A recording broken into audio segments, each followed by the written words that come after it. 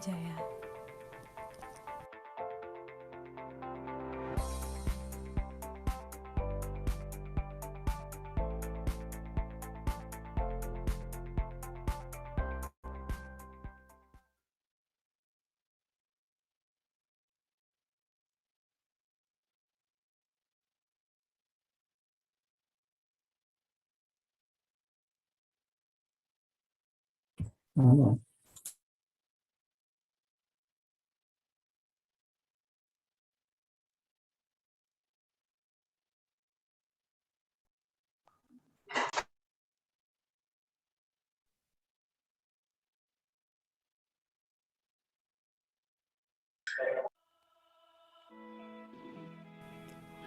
Kampus Biru Universitas Brawijaya merupakan salah satu institusi pendidikan terkemuka di Indonesia dengan kualitas yang sudah tidak diragukan lagi. Terdiri dari 75 program studi sarjana dan total lebih dari 50 program studi untuk vokasi, pasca sarjana, dan doktoral. Berdiri kokoh sejak tahun 1963, Fakultas Teknik Universitas Brawijaya terdiri dari 8 jurusan tingkat strata 1 atau disebut juga sebagai S1 dengan bidang ilmu yang berbeda.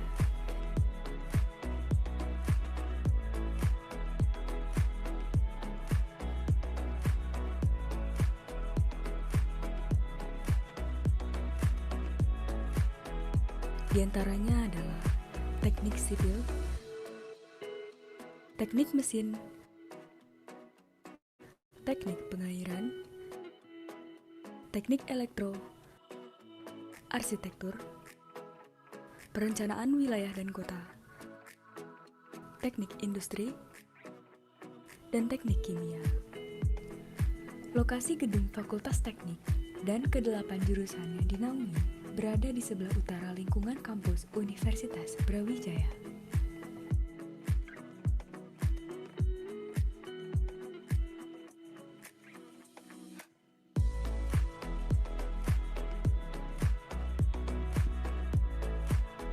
Dalam menjalankan misinya untuk mengatasi masalah bidang pembangunan wilayah dan perkotaan, Fakultas Teknik Universitas Brawijaya mengandalkan salah satu jurusan yang dinaunginya, yaitu jurusan Perencanaan Wilayah dan Kota atau disingkat sebagai PWK.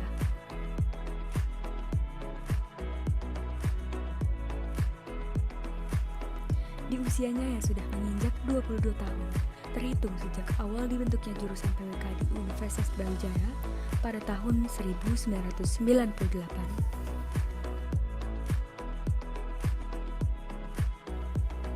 Sudah begitu banyak karya yang ditelurkan sebagai wujud nyata kontribusi jurusan dalam bidang perencanaan wilayah sendiri.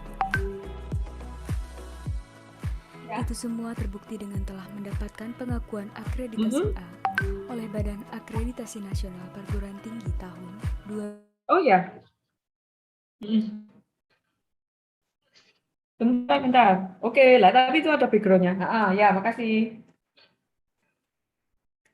Malam.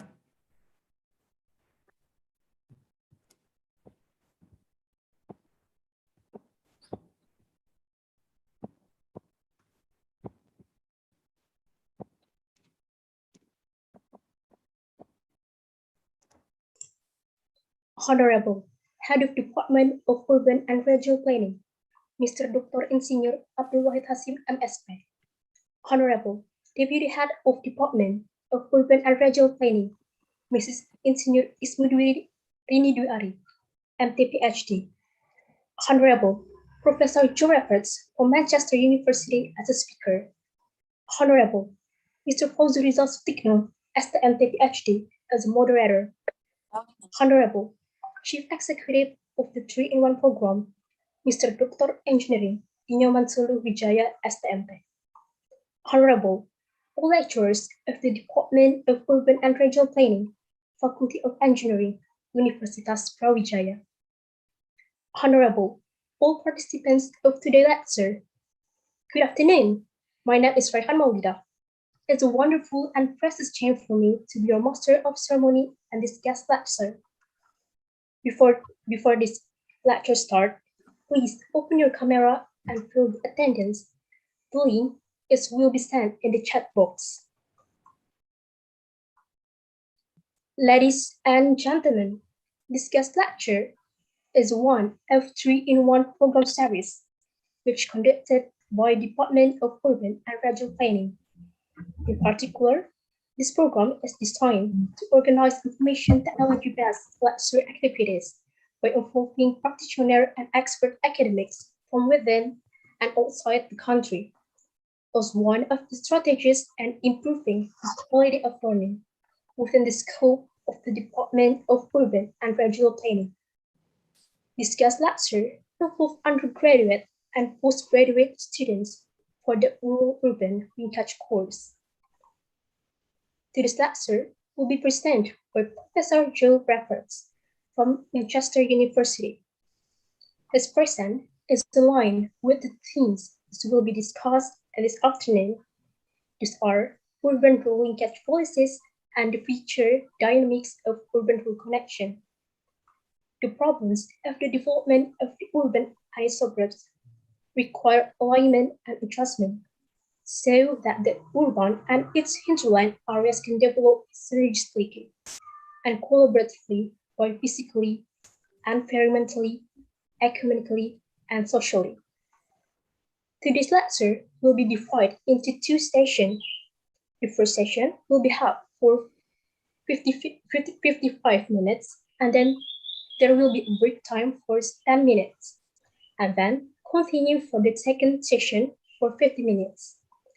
This discussion will be had by our moderator, Mr. Fauzu Rizal Sutikno, STMT PhD.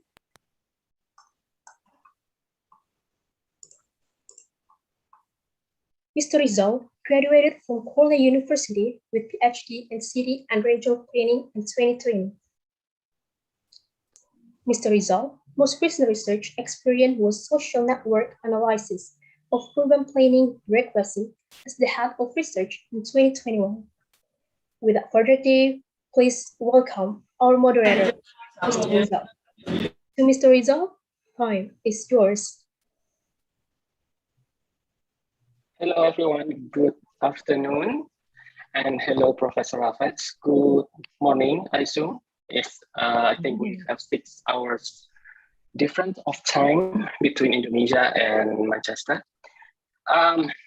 Okay, my job here is acting as the moderator of Professor Raffets' lecture for 3-in-1 lecture series today. And today we will have, if I'm not mistaken, we will have 2 lectures subsequently. And then my first job is to introduce Professor Raffets. I don't believe that we need an introduction because he's kind of famous in his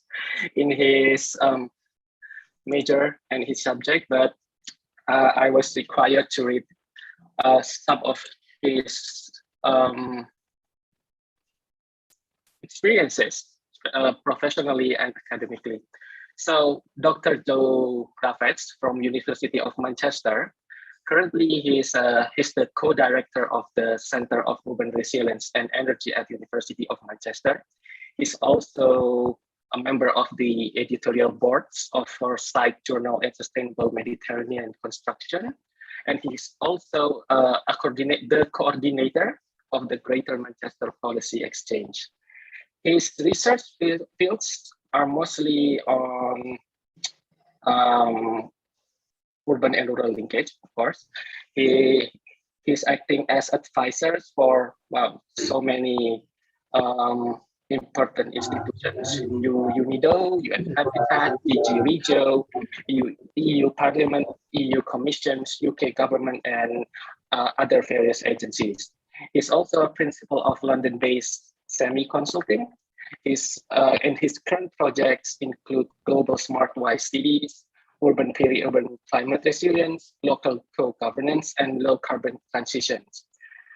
He also has experiences as an architect and foresight roadmapping practitioner, and he also works as a visual thinker and system designer and process facilitator in many countries. So without further ado, let us give Professor Rafet a big round virtual applause. The time is yours, Professor.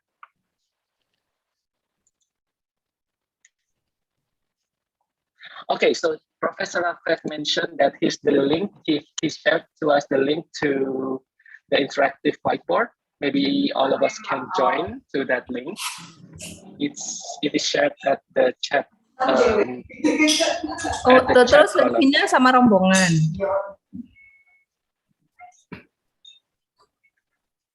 Can we all please join the interactive whiteboard? And he also shared the 3D interaction space. I don't know about this, Professor, but I will join this one too. Okay. So thank you for inviting me. I'm very pleased to meet you. You'll notice I'm rather cold here.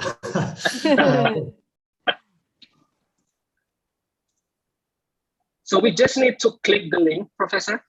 Both of them. Sorry. You're on mute. I'm sorry. Sorry.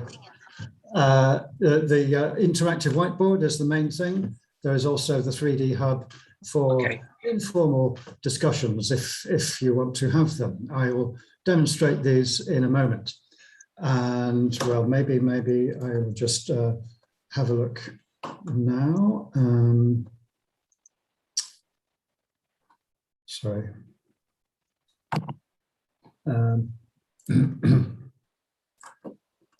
Yeah, so first, without any other points, I will just demonstrate this interactive whiteboard. As you can see, it's the copy of work in progress from our urban-rural periurban project, which some of you here know all about. And thank you all also for your contributions to this. You will see in the corner Surabaya, and then also its nearest neighbours in our project. This is Changsha in China and Melbourne in Australia. And this is work in progress in each of those cities. And you may be able to see some of the points in particular for the Surabaya case. When we say Surabaya, well, we mean actually the wider area of Malang, Batu, and so on. And I'll come on to that question in a moment. You'll also see copies of the slides. Sorry, this was delivered just now, so they're not completely organized, but there you see the different sections of the presentation. And the point is really to say, I can show these slides starting from number 1 and going to the end. But it would be really interesting for me and maybe for you if you can ask questions, comments, maybe you have more ideas, maybe there are links to interesting projects. So all of these can be put on the whiteboard as we go along. And well, it's very simple, you know, you click, double click, and there is your note and you can write in it and so on. So I'll leave that with you. Also, I will in a moment demonstrate the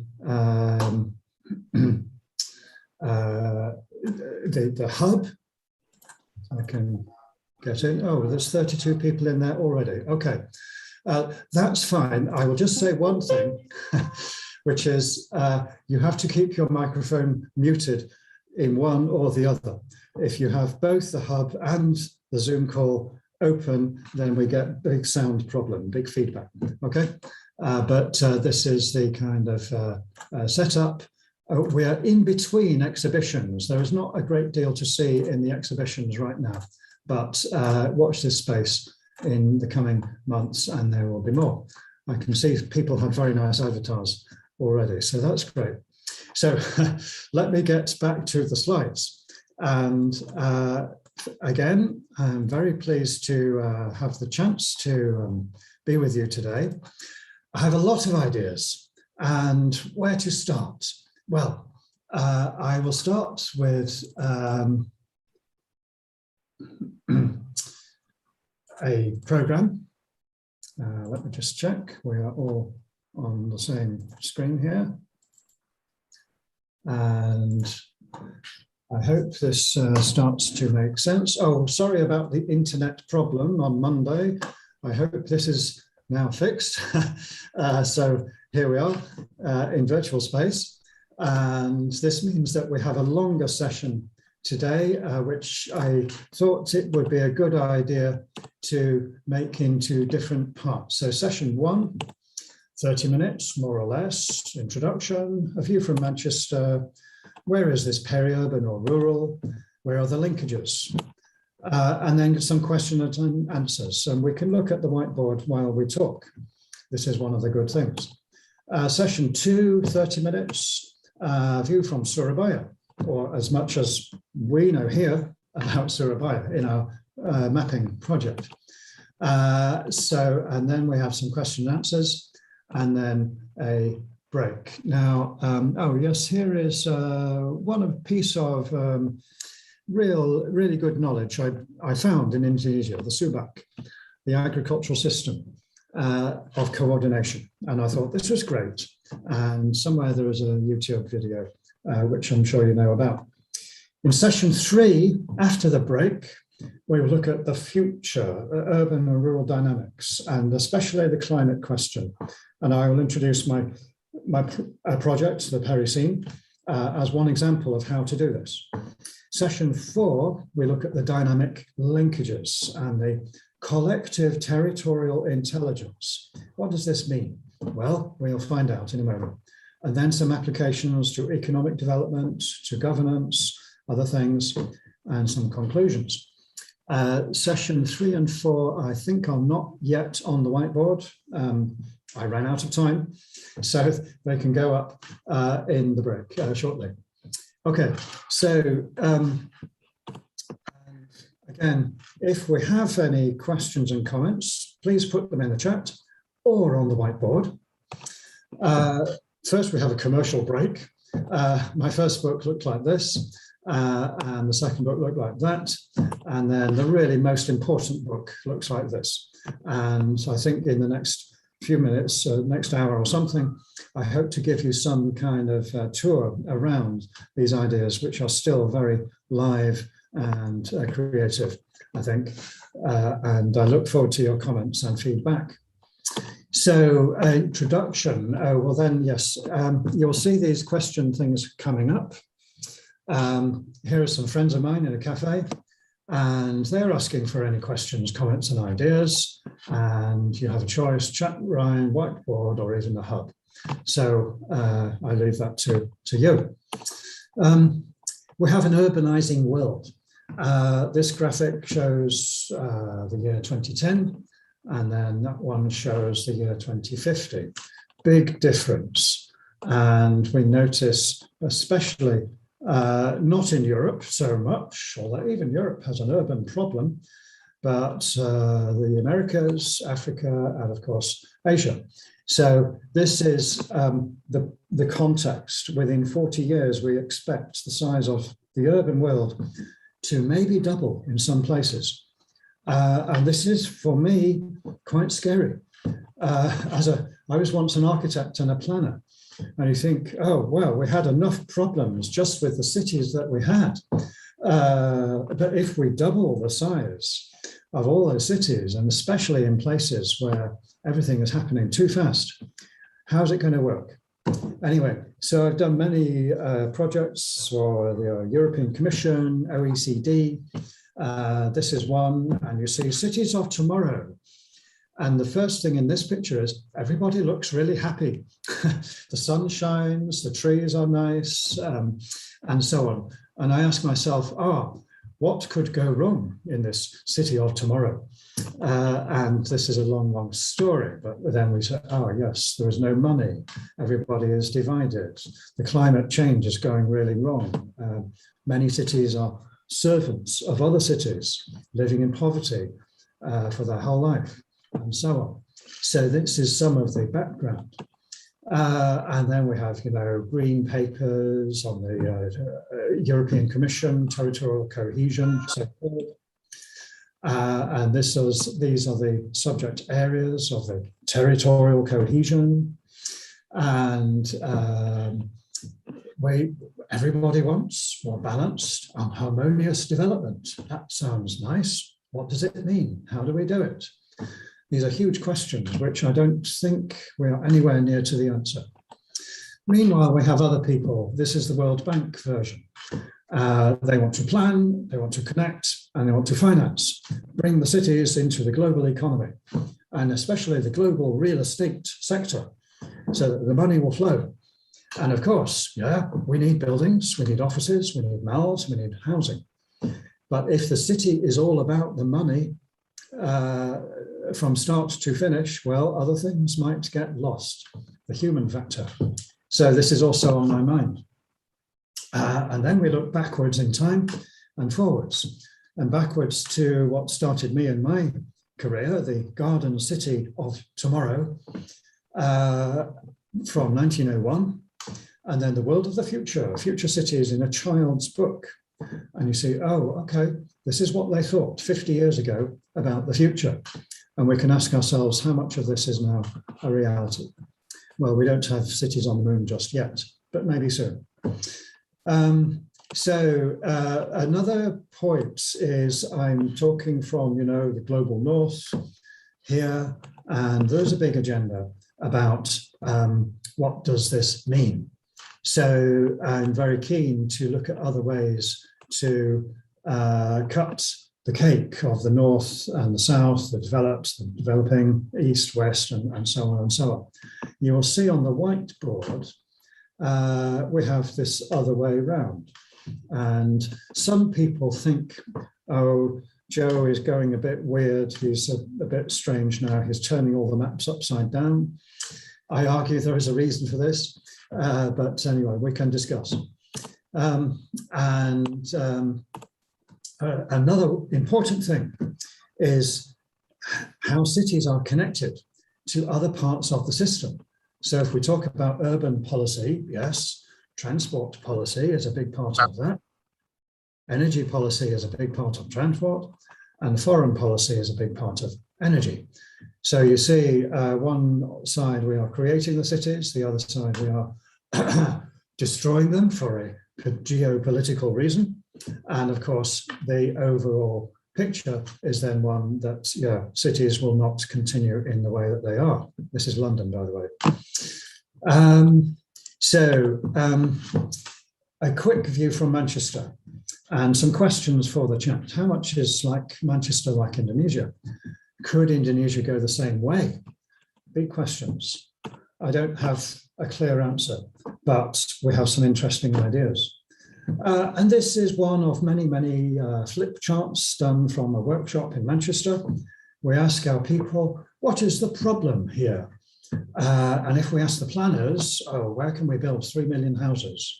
There is nowhere to go. Everywhere is a green belt or a floodplain or something. But in the meanwhile, rapid change of small towns to urban outposts, climate change, traffic, congestion, aging population, inequalities are growing, landscape is falling to pieces, farming is in decline, we can only grow now unhealthy food with chemicals and polluting of the rivers and so on and so on. So this is a snapshot of our problems in Manchester. Not very scientific, but yes, maybe we can work on how to make it scientific. And well, our region looks like this. I won't talk about the detail too much. And you have a large set of cities of about 5 million people surrounded by hills and mountains and agricultural areas. It's quite attractive. I spent most of my life in this frame. And then we say peri-urban, rural places and spaces. What are these places? Well, we can start to type different types of places between the green, the grey, the gold zones, the red zones, and so on and so on. It's a big, long story. And then we say, what are the driving forces of change? And these are just, very few of the things which are changing the landscape, urban, peri-rural, and so on in Manchester.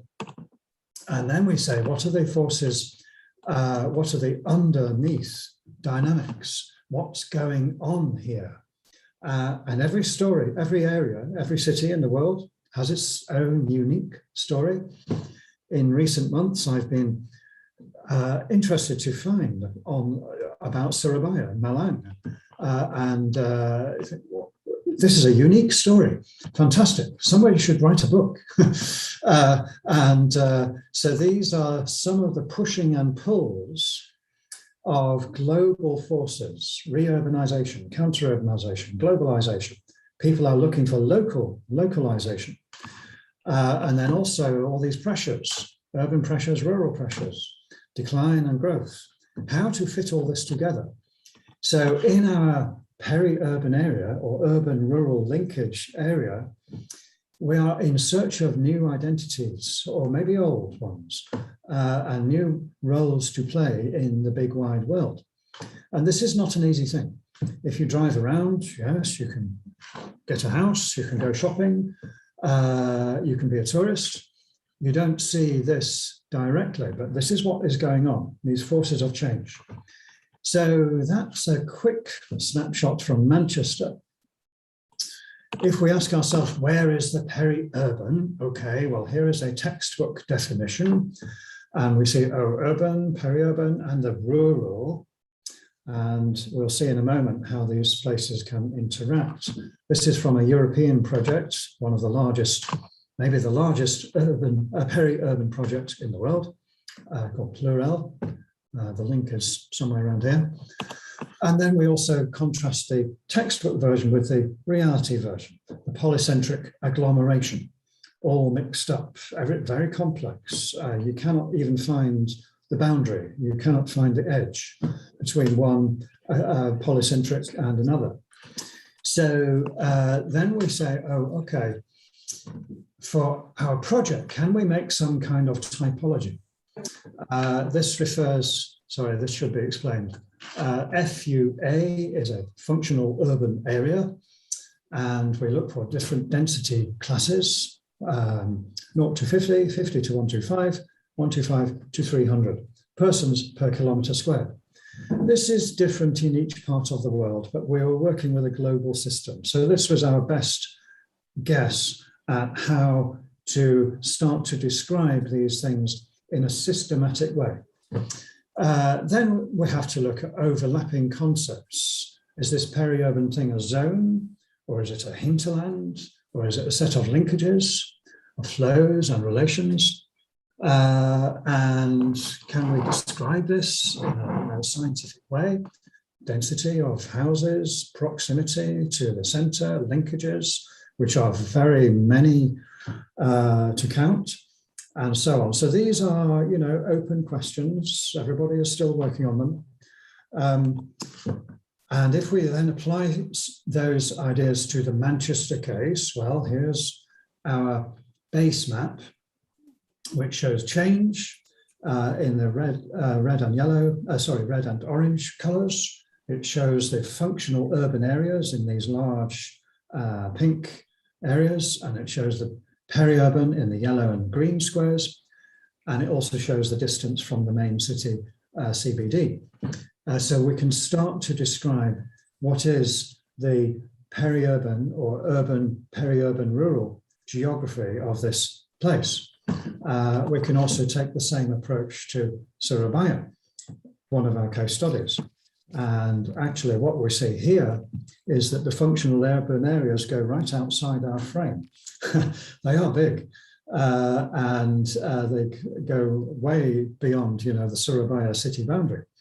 But there are also very rapid patterns of growth, which you see in the red square color, and so on and so on. So this is a very long story, which you are the experts, but let me just leave that there and come back in a moment. Where are the urban-rural linkages? Sorry, I should be supplying questions here, but I will do that afterwards. So this partly comes from the compendium of case studies. I'll talk about that.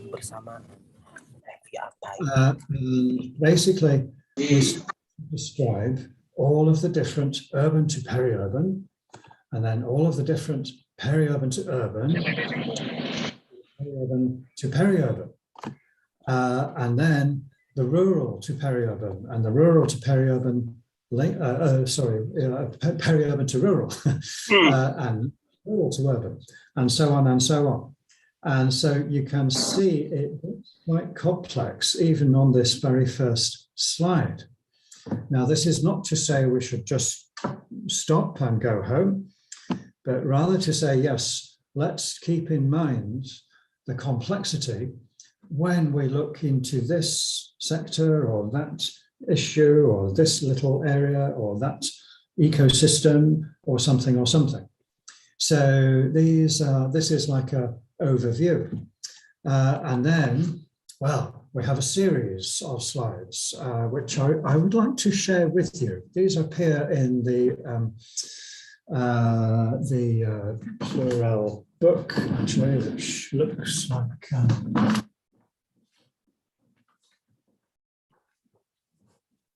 looks like this. I can send you the link in the chat. It's very good. And so it was the opportunity to bring together all the pieces of this very large project and say, what does it mean?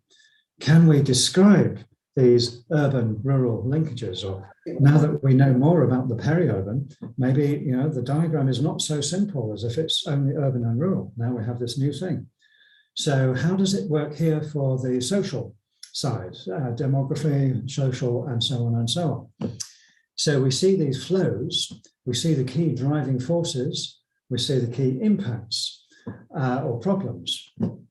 And we also see along the lower part, different types of urban-rural community.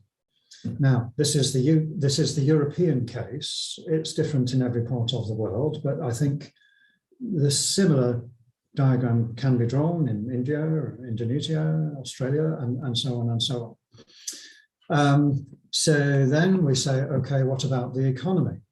And we know for a start, yeah, the economy is driving urban change and rural change and driving the very rapid expansion of the peri-urban.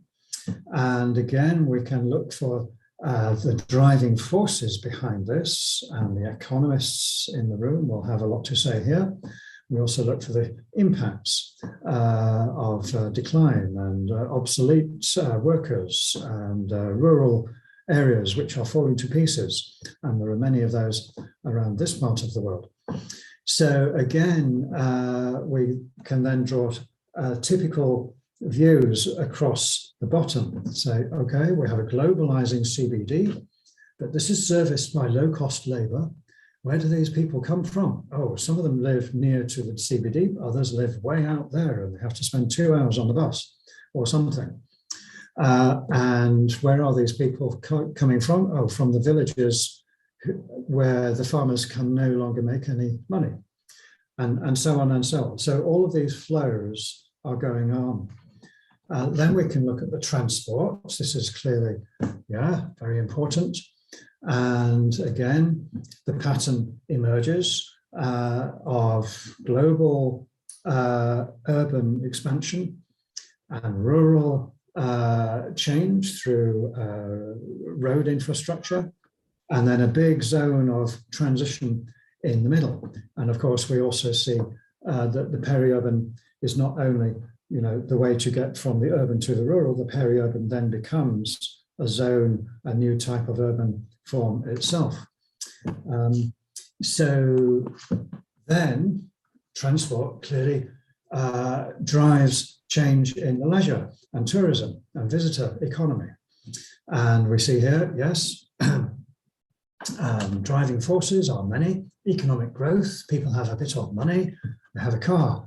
So they say, yeah, let's go out to see things and so on. And of course, there are big impacts on the rural areas, also on the peri-urban, which is not only a zone of work and housing, but also a zone of leisure.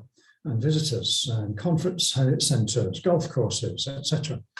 I got the idea in looking at the Google Earth image of Malang. Yeah, there are a lot of golf courses in Malang. I wonder why. And, you know, is this the best use of our land? I ask myself. I leave that question there. So then we have food and agriculture, and of course, big change in the rural areas, but also in the peri-urban areas where different types, niche products, what we call hobby farms, part-time horticulture, special multifunctional ecosystems, agroecology, and so on and so on.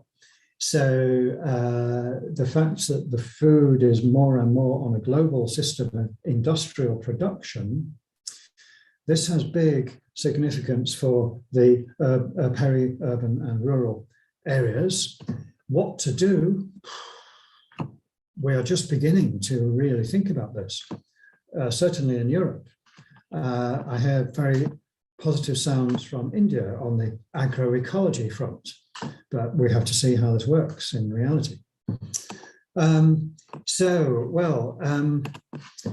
We should take stock of any questions, and maybe if I might just scroll over to the whiteboard for one moment. But yeah, we have 10 minutes for questions.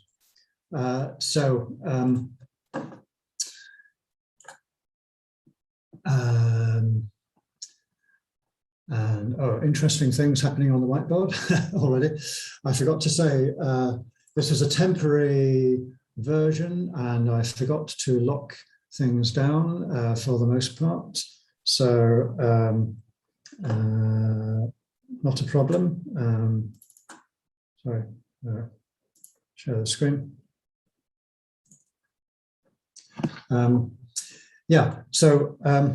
Any questions and answers, ideas, comments, critique? And again, you can put them in the chat. I think you can raise a hand, which the chairperson will respond to, or you can write notes on this whiteboard. And just to kind of demonstrate, let's just talk about this one for a minute. And well, as you can see, this is a overview, but I would say, where does the Surabaya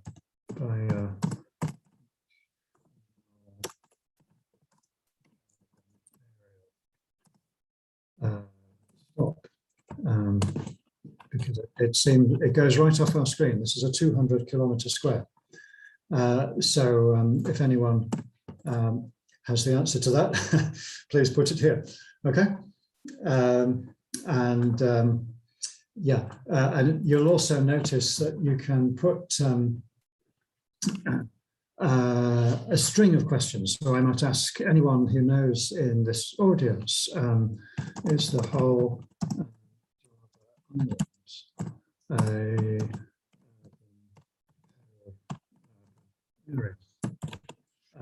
I'm sure you have research on this.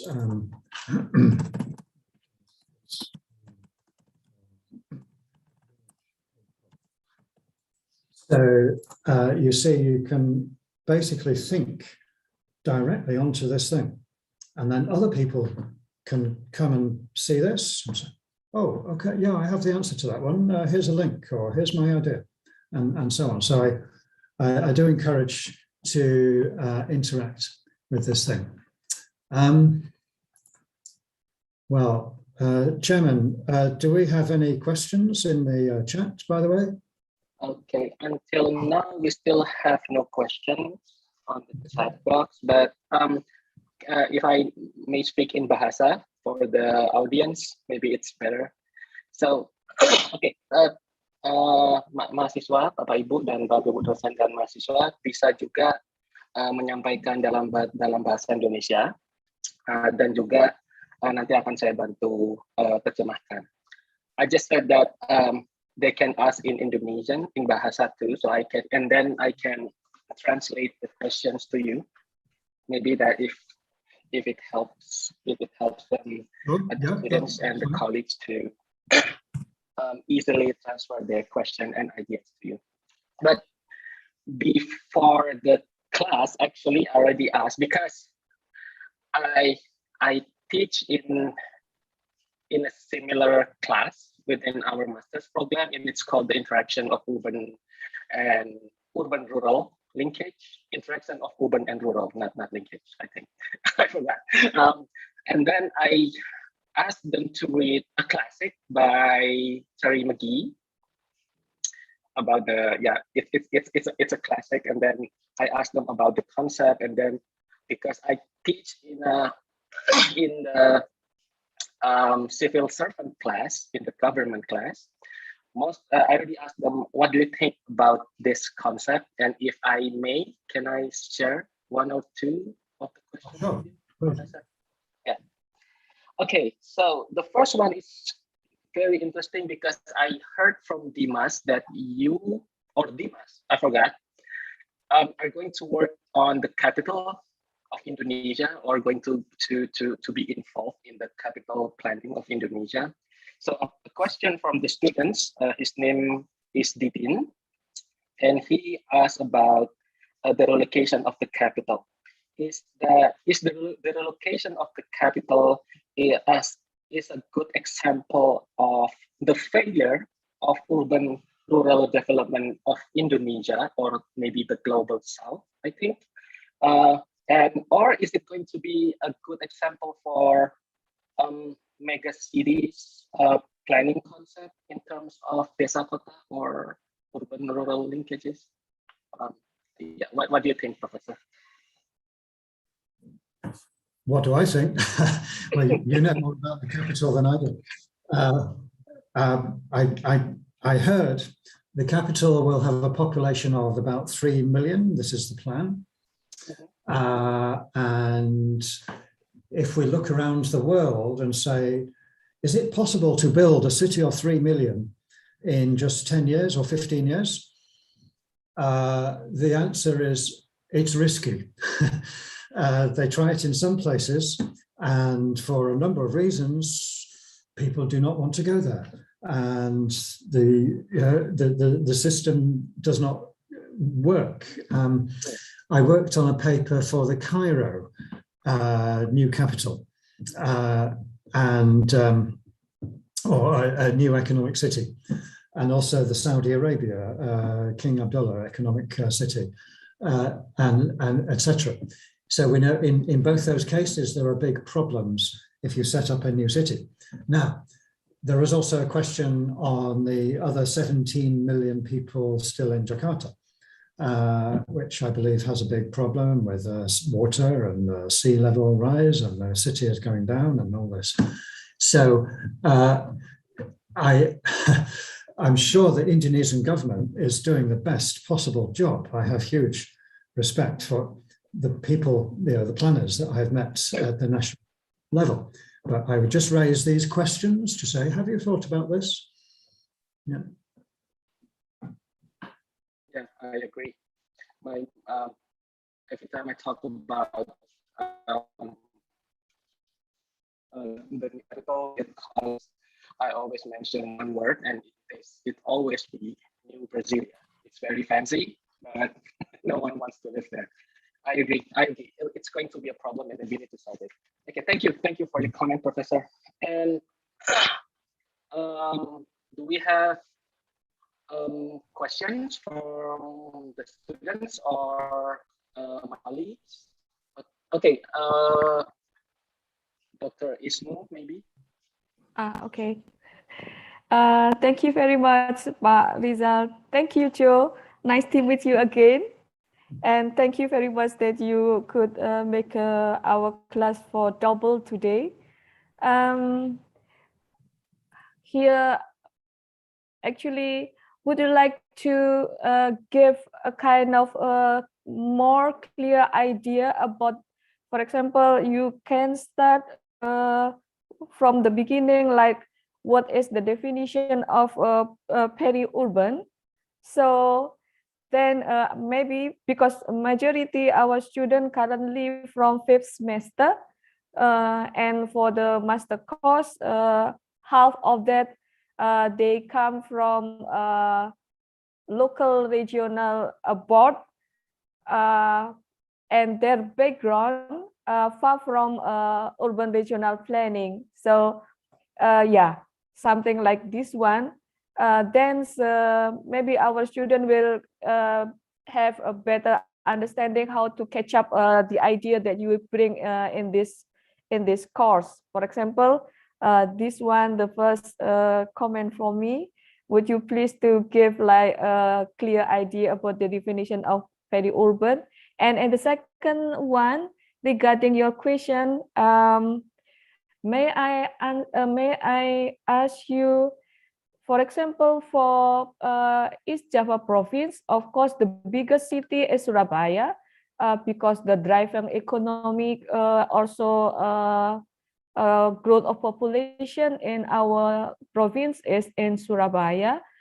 Somehow related to this concept, is there any possibility that we have a kind of intersection? I mean, like between city center, somehow they will have a kind of intersection between two what is it?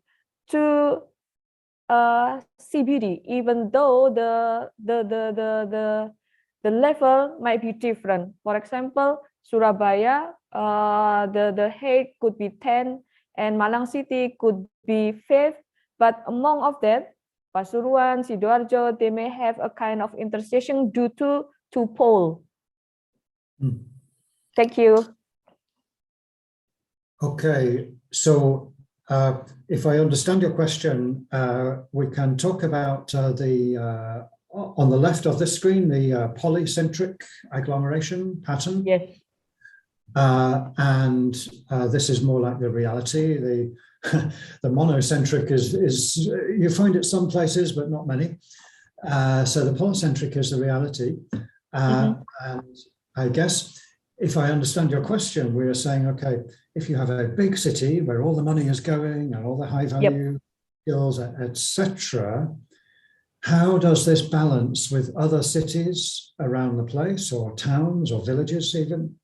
How do we make sure that they are okay? This is one way to, I think, put your question. Now, this I will come on to in the next session, or session 3, I think, in more detail. But from here, we can say, okay, so the periurban, which you see in the light colors, is maybe the zone of possibility where we can make those choices. It's usually where things are still changing. There is still room for deciding, is this city going to grow, or is that one going to shrink, or is this one going to be like a housing zone or an industrial zone, and so on. So the short answer for your question is to say, sorry, there is no short answer, but there are ways for policy to start to work with this. Now, maybe I could explain more in a few minutes, I think, but it's a good question. Thanks. Thank you very much. Yeah.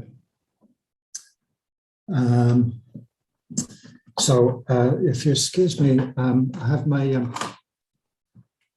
helper. I have to get her out of the room.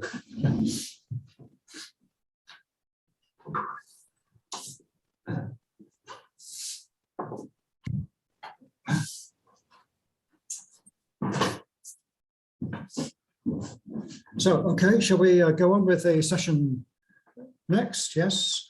Yes, so, yes, back to some slides.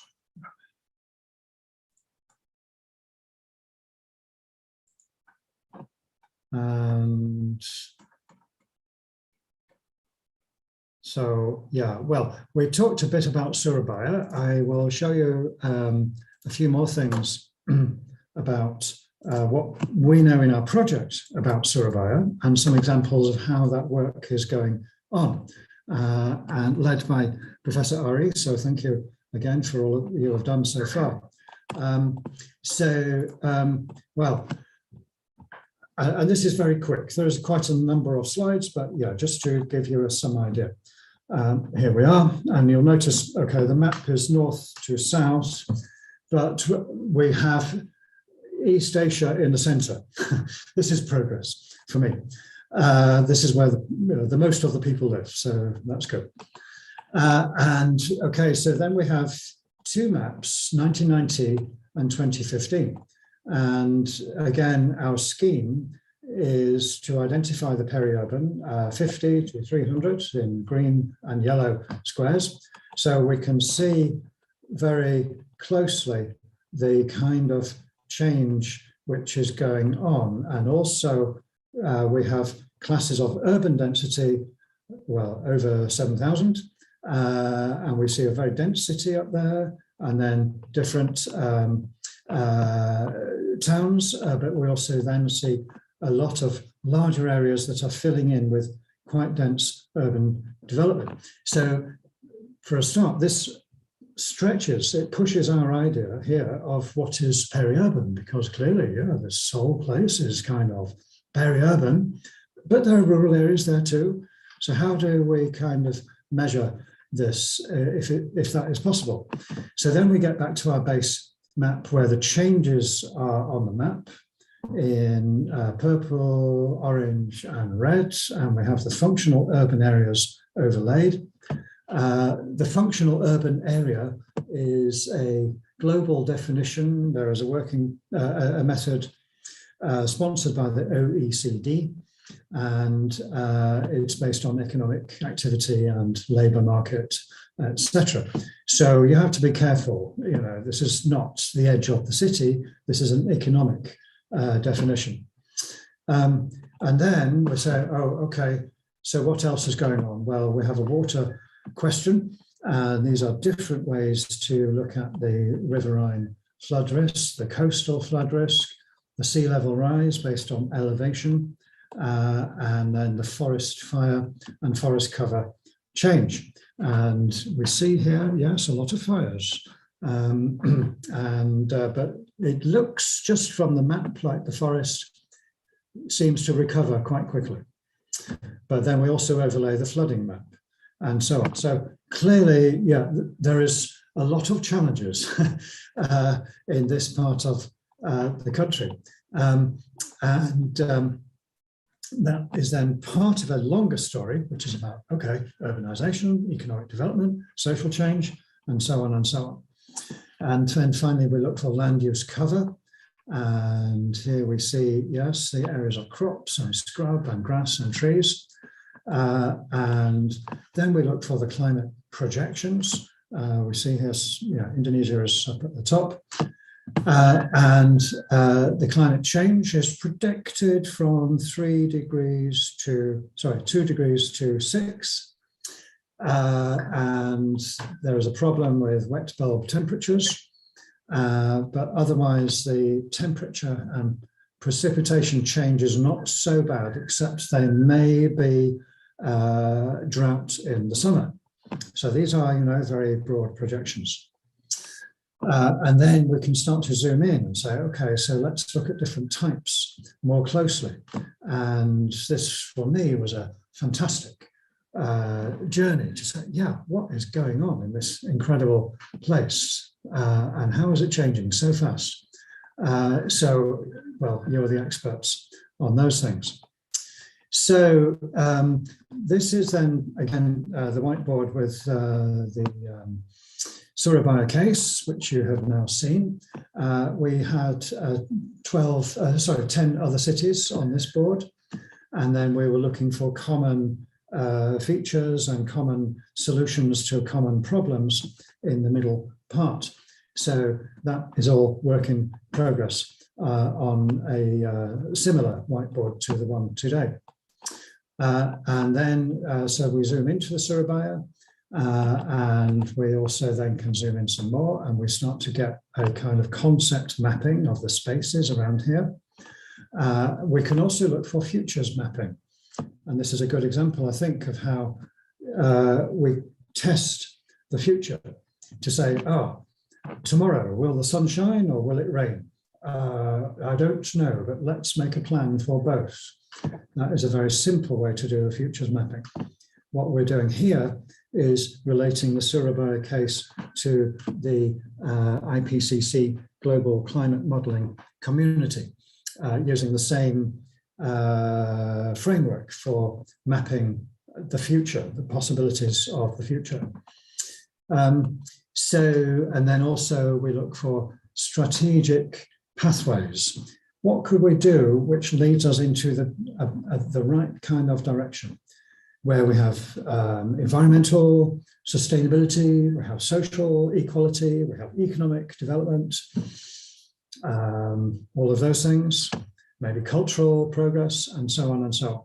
So these pathways I will come back to later on, but this is some of the examples from the Surabaya case.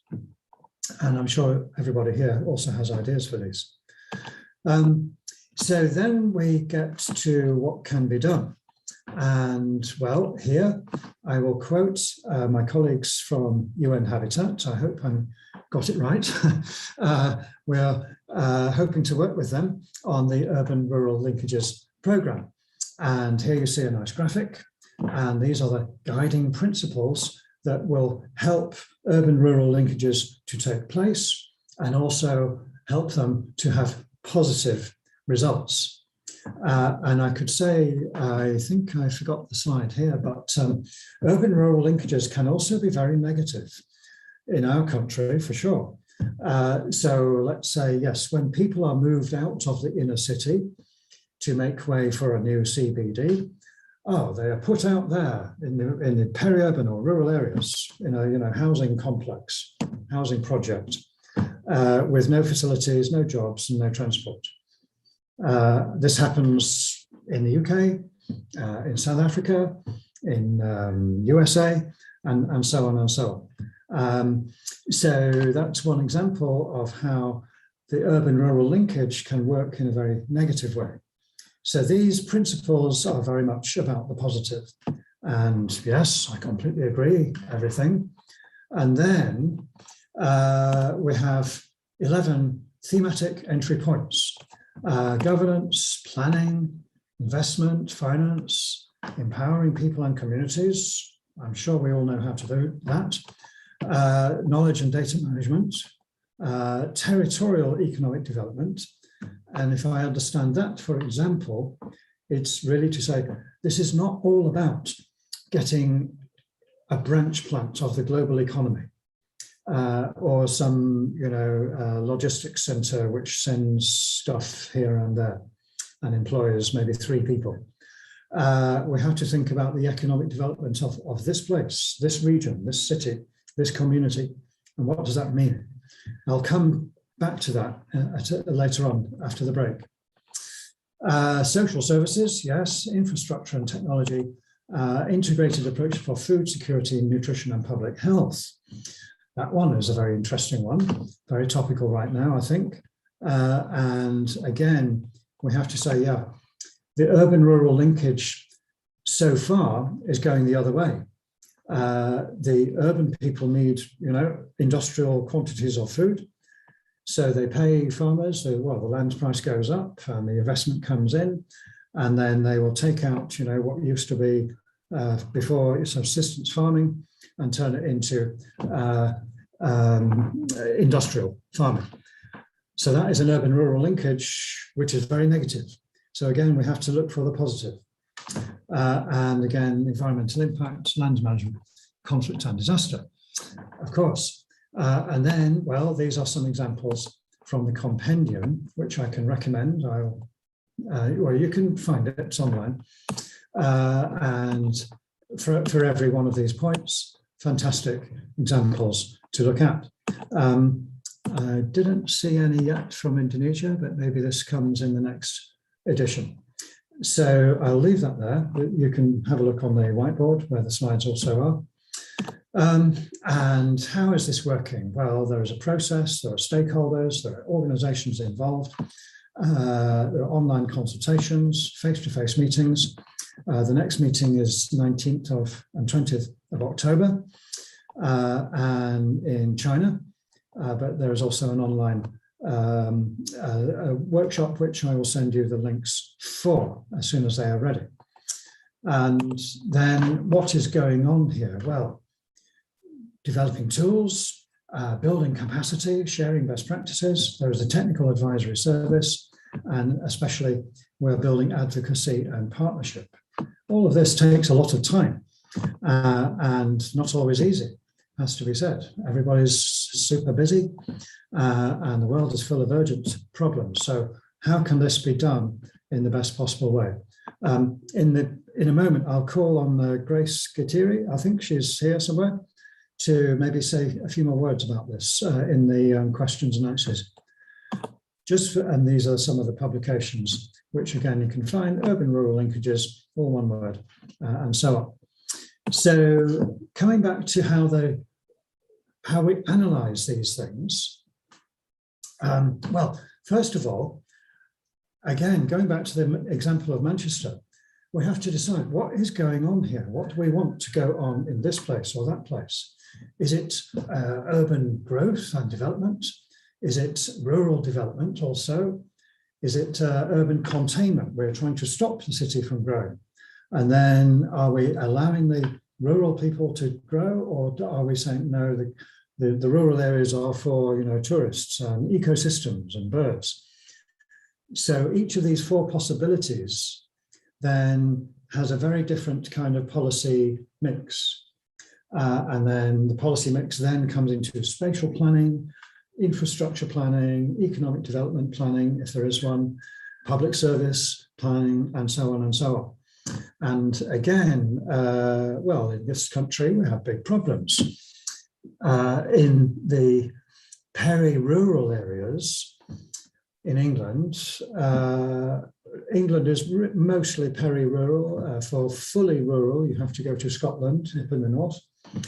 But in both those, yeah, the villages are shutting down. There's no shops, no transport, no nothing. But then other rich people from the cities come in and the house prices go up so much that local people cannot get a place to live. So they have no house, no shop, no job, no school, no nothing. So what do? Well, either they stay somehow or they move. So this is the kind of problem that we are trying to address in our country and in most of Europe. And again, different in different parts of the world. If we then say, oh, okay, let's talk about government or governance for a moment, because actually this may be really important. Now, here you see a cartoon reproduced in my book, actually, but it's used many times because wherever we get to a question of policy, we have to say, well, what kind of policy? What are we talking about here? What if we are in the European Commission, big bureaucracy, or our national, government bureaucracy?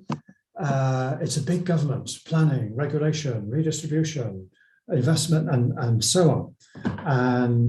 But on the other hand, we see a very different kind of government or governance, which is in competition for the money, for the power, and for the minds of the people. And this is one way to put it. Now, if we have a top-down system, but also private economic values, then yes, we have global enterprise. If we're talking about private but very local, then we can talk about local enterprise. And here you see, well, this is a picture from, 100 years ago in the UK. Most of the people were very, very poor, not enough food, very sick. They die at the age of 30. But the rich people live in a nice house on the hill. And every Sunday they come down and give a little bit of money to some of the poor people. Philanthropy. So this is a simple version, but this goes on today. So we have to ask, okay, is there an alternative? Well, then other people say, yes, let's have a local community type of governance, self-organized, mutual aid. We can take control with people power and so on. But as you see, they are having to live underneath the road bridge. Conditions are not good and so on. So then we go around the circle to say, yeah, we need a policy, we need investment and so on. Now, this is not to say that any of these are right and wrong. Each side has good points, bad points. The point here is then to say, okay, if we are talking about policy for urban and rural, we have to make clear, what do we mean by policy? And does it include not just the policy corner, the global community up there, but does it include other ways to organize society and make enterprise and make investments, not only money and in material things, but also in the people? How do they feel? Can they do what they want? Can they speak freely to their neighbors? And so on and so on. So this is a kind of basic cartoon version of a really important question. So with that, well, that's probably enough for a few more questions. Now, I wonder, could I, is Grace Katiri in the room here? Yes, Joe, I'm here. Oh, great. Okay. So I hope I said the right things about the urban-rural linkages scheme, but could you tell us more about what is going on there? I'm just finding the slides back up here again.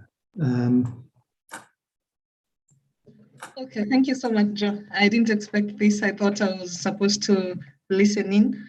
Thank you so much, Prof. Thank you so much, the moderator and everybody attending. I thought I was just listening to the very interesting presentation by Joe. You very well presented the work by UN Habitat, specifically on the guiding principles and the work that we are doing. So specifically, like on the guiding principles and the framework of action, we'll be sharing the link just to know in detail what all this entailed. And as Joe indicated, it was an outcome from different stakeholders, including academia, people coming from different categories of stakeholders coming together and agreeing that these are the principles that that could lead or could contribute to positive urban-rural linkages, as Joe clearly indicated. So the reason why we have a framework of action, the reason why we have these entry points, which we call the framework of action, they were developed as an afterthought, because the idea was, how do we implement these principles? That's why the thematic entry points were developed, and you can see they cut across all the sectoral issues that you could think of. Actually, the thematic entry points are categorized into two. We have the first one, which is basically creating an enabling environment, which varies from governance, planning, finance, empowerment, and all that. And then we have specifically thematic sectoral entry points, which are the food, infrastructure, social services. So more details can be found in the link that we'll provide. But this was developed to make it possible to implement the principles, because you realize that these principles, even when you're talking, like, for example, financially inclusive, it can cut across every sector that you could talk about, or even the enabling environment entry points, governance, planning, policy. All these require the aspect of broadly financial inclusion, partnerships, and all that. So Joe also mentioned the compendium, because even as we're talking about the entry points and the principles, the issue is what are the examples, or what have other people done? And that's why we developed a compendium of practices, which is like, because as UN Habitat, we guide member states on how probably to implement these principles. And some of them would say we need examples on how or what others have done. That's why we developed the compendiums. We have two compendiums. Basically, a compendium is a compilation of case studies from different contexts or different contexts in the world. and probably we'll also be sharing that.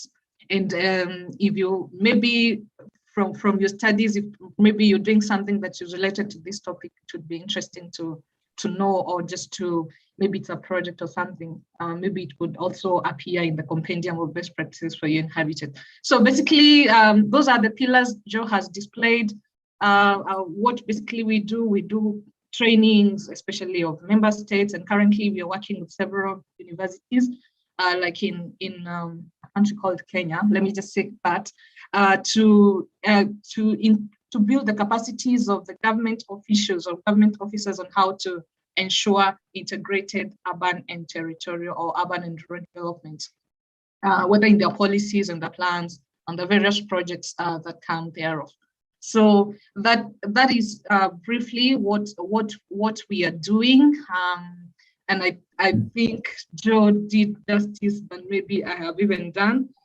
I think that's all, unless there's something else that anyone would be interested in knowing, then that's like a brief overview of the work that we are doing at UN Habitat on urban rural linkages. Thank you so much, Joe. Thank you so much, Prof. Thank you, Grace.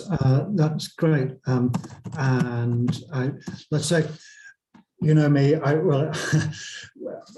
always ask questions. So the urban rural linkages theme, yes, I've worked on this for maybe 30 years with some interesting adventures projects on the way. So these questions always come up. And also, if these, in other words, if commuters live in the rural area and work in the urban area, is that an urban-rural linkage? I mean, sorry, it's a very basic question, but you know, people ask me this question. I don't know if you have a ready answer. My answer would be, or if the rural residents have viable communities and local economies, they are not completely dependent on this linkage, then we can say, yes, we have a balanced development of urban and rural. Okay. In 1991, I was a manager of a railway development firm, it's a long story, but because the railway was connecting 3 cities, this is in the north of England, and they said, okay, the railway is a corridor for economic development, but let's make sure it's sustainable development. Okay, so then we say, okay, so we have these rural areas, they are, you know, have big problems, of which I showed a slide, you know, at the beginning. But also we have the possibility of bringing urban people into the rural on the railway, which is, you know, sustainable transport. And we also have the possibility of bringing rural people to the city, you know, for education and culture and jobs and so on. Or do we have the possibility that the rural people will create their own local economy in these areas, which actually are an area of very beautiful landscape in the north of England. And the railway is then a, you know, how do we say, catalyst. Anyway, if you have any advice on these questions, this is 30 years ago when I was a planner, or anyone else, any others in the room have any questions or advice on this?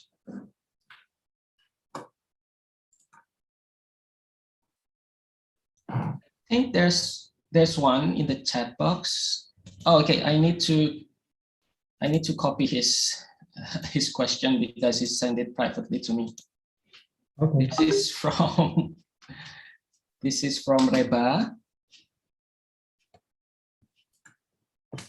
This is the first question from Reba, and then the second question is from the YouTube stream from Reza Winada from Institute Technology. I don't know which one, Institute Technology this is. So his question is, should the character of peri-urban area, interesting. should a peri-urban characteristic or a peri-urban characterized in one administrative area, or should it be divided? Because in terms of, maybe this is also my questions. It would be easier to manage if it's in one administrative area in terms of governance, but how do you deal if it's separate? Because it should be separate, I think, Professor. So we have 3 questions. Right. And also, if Grace has any ideas for this question, please say. Let me go back, for example, to the picture of Manchester, which I know quite well, and something like this. And well, you could see from the picture, the landscape is all one thing. And then, these units of administrations, local boundaries, and well, we have cities, districts, counties, all these strange words. In Indonesia, you have regencies, that's a great word, and so on. But in our case study, yes, we're looking at this zone, the South and West Pennines. This has 11 different boundaries inside it, and the zone is defined as a landscape type. I'll say a bit more about this after the break. And also, we have the boundaries of environmental, rivers, and economic zones, and health zones, and public service zones. All of these are quite different. So the short answer is the periurban is that area which is between these different zones, these different boundaries. If it was possible to draw a line around this periurban and say, oh, this is our unit, well, then we'd have a problem in all of our other cities and towns and so on. So we have to, in my view, we have to accept the reality that, yes, it's complex. What we see here in this example is a periurban zone which is defined by a new type of governance. I said government or governance. Governance means, a wider set of possibilities. So this is then defined as a governance item. It is not a legal thing. They cannot control exactly what happens in this area, but their job is then to bring together these 11 different local units and the other things I mentioned, and try to make them all coordinated and balanced and so on, just like in the UN Habitat Principles. Now, not easy. After the break, I'll show you some things about how it works in reality. But this is what we're trying to do. Grace, do you have any advice on that question? I wonder. Oh wow, yeah. It's of course a complex issue too, especially when you're on the ground. But basically, as you realize, even the urban rural linkages guiding principles, they are called to advance or to ensure integrated territorial development.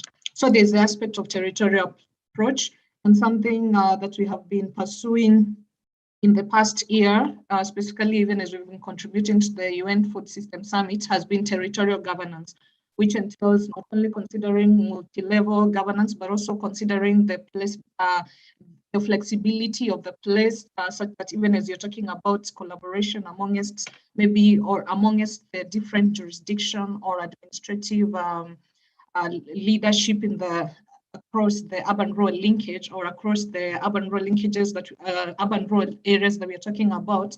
And there is the aspect of collaboration and coordination among all the respective parties. So I think what we have been or what we are working for currently is on this topic or this aspect of territorial governance that goes beyond multi-level governance And of course, it's not an easy thing to implement on the ground, but it's something that we also researching and looking into how this could work on the ground. There's another question that I saw concerning future and possible that if we remove barriers between places. I think, in my opinion, that's why we are talking about urban-rural linkages, because maybe over time or in different situations, you find even not deliberately, but you find urban and rural areas being considered as different. And that's where now the linkage comes in. So the other aspect is looking at the areas. It's not just the places, but the roles they play. Because in the long run, you'll find, for example, even if the barriers are removed, or if you find something that is taking place in, especially in African or developing countries, rural urbanization, where rural areas are becoming urban areas. Of course, it has some negative and positive impacts on that. I think it would be good to not only look at the rural as a place, but also based on the role or the contribution, the role, what are we getting, or what is the role of these rural areas. So I of course Paul may have a better idea, because over years, like since 1991, maybe some of us were not even born, but maybe over time you have seen the changes, especially in European countries. I believe here in developing countries, we have not seen that as such, where we have so much urbanization taking place, or the barriers being broken. But I believe these urban-rural linkages, or the territorial approach, could be maybe the answer, other than just saying now urban-rural linkages. The territorial approach could be the answer. Whether it's still relevant in the future, I don't know. But I believe, because of that aspect of what is the role of this space, other than what is the characteristic of this space, it would still be relevant. So I'll stop there, Joe. You could address the others.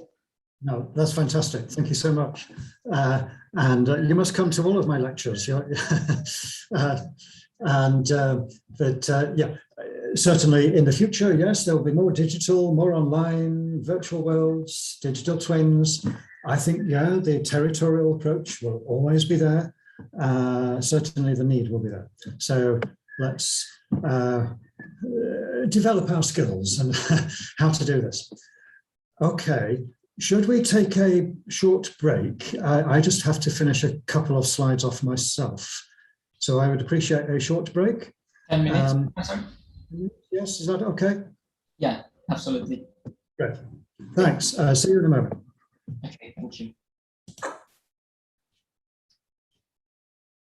Okay, so we will have a 10 minutes break, and then we'll be back around 4:35. Everyone should be back at 4:35. Is that okay? Hello. Sorry, if I could just encourage people to put questions and comments on the whiteboard or the chat. The whiteboard is good because then we can see them afterwards and build up a map of what people are thinking. And that is always a good thing.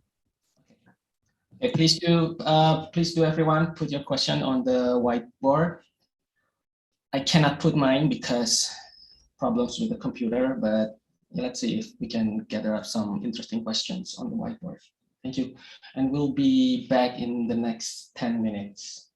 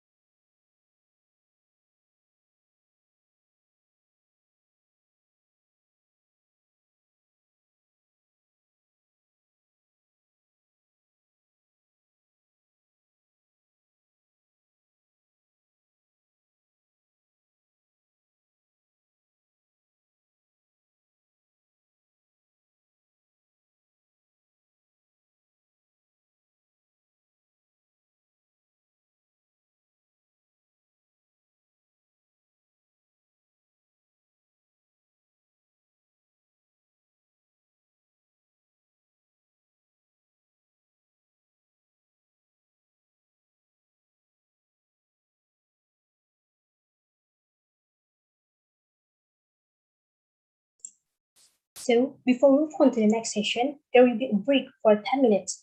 Make sure you come back at 4:35 p.m. and please don't leave this meeting room. Thank you.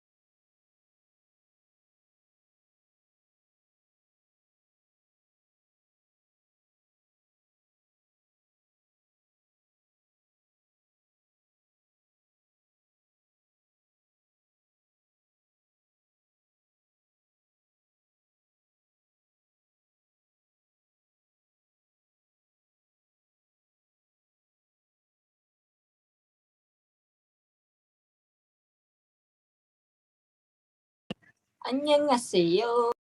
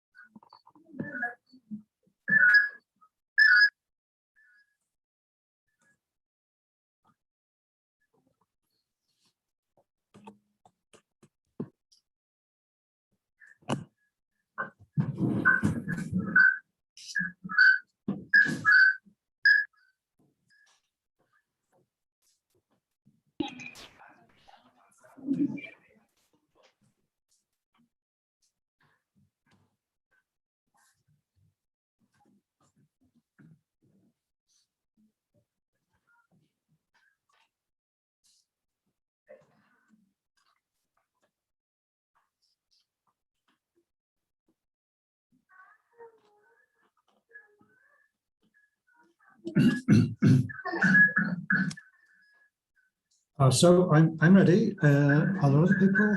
Shall we start? Yes, please, Professor. Okay. Okay, good. So that allowed me to finish my slides. Let's see what they have to say now. There's a sound problem. Can you mute all?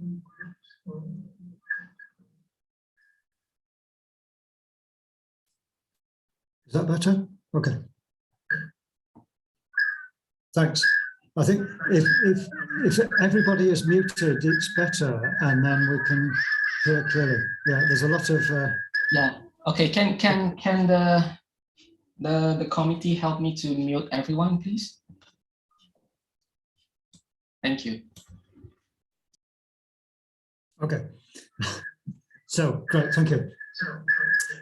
And there is still some echo, but let's see how we go. So something about the future. Well, urbanization dynamics. And this is a world map, which is very, very rough and broad, but we get some kind of picture. And one of the interesting things here is to say, oh, some of the poorest countries in Africa have the same kind of urbanization, faster urbanization as in large areas of USA and Canada. And Brazil is similar to China and also Australia, and so on and so on. So we can start to understand something. I think we still have a sound problem. I'm sorry, Professor. Can somebody help us, please? And then somewhere there is a control to mute all, and then you can mute the speaker.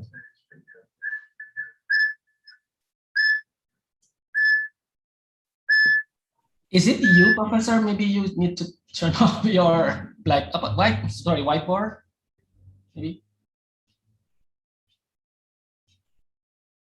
because you mentioned about turning off the sound of your whiteboard, so we won't have feedback sound.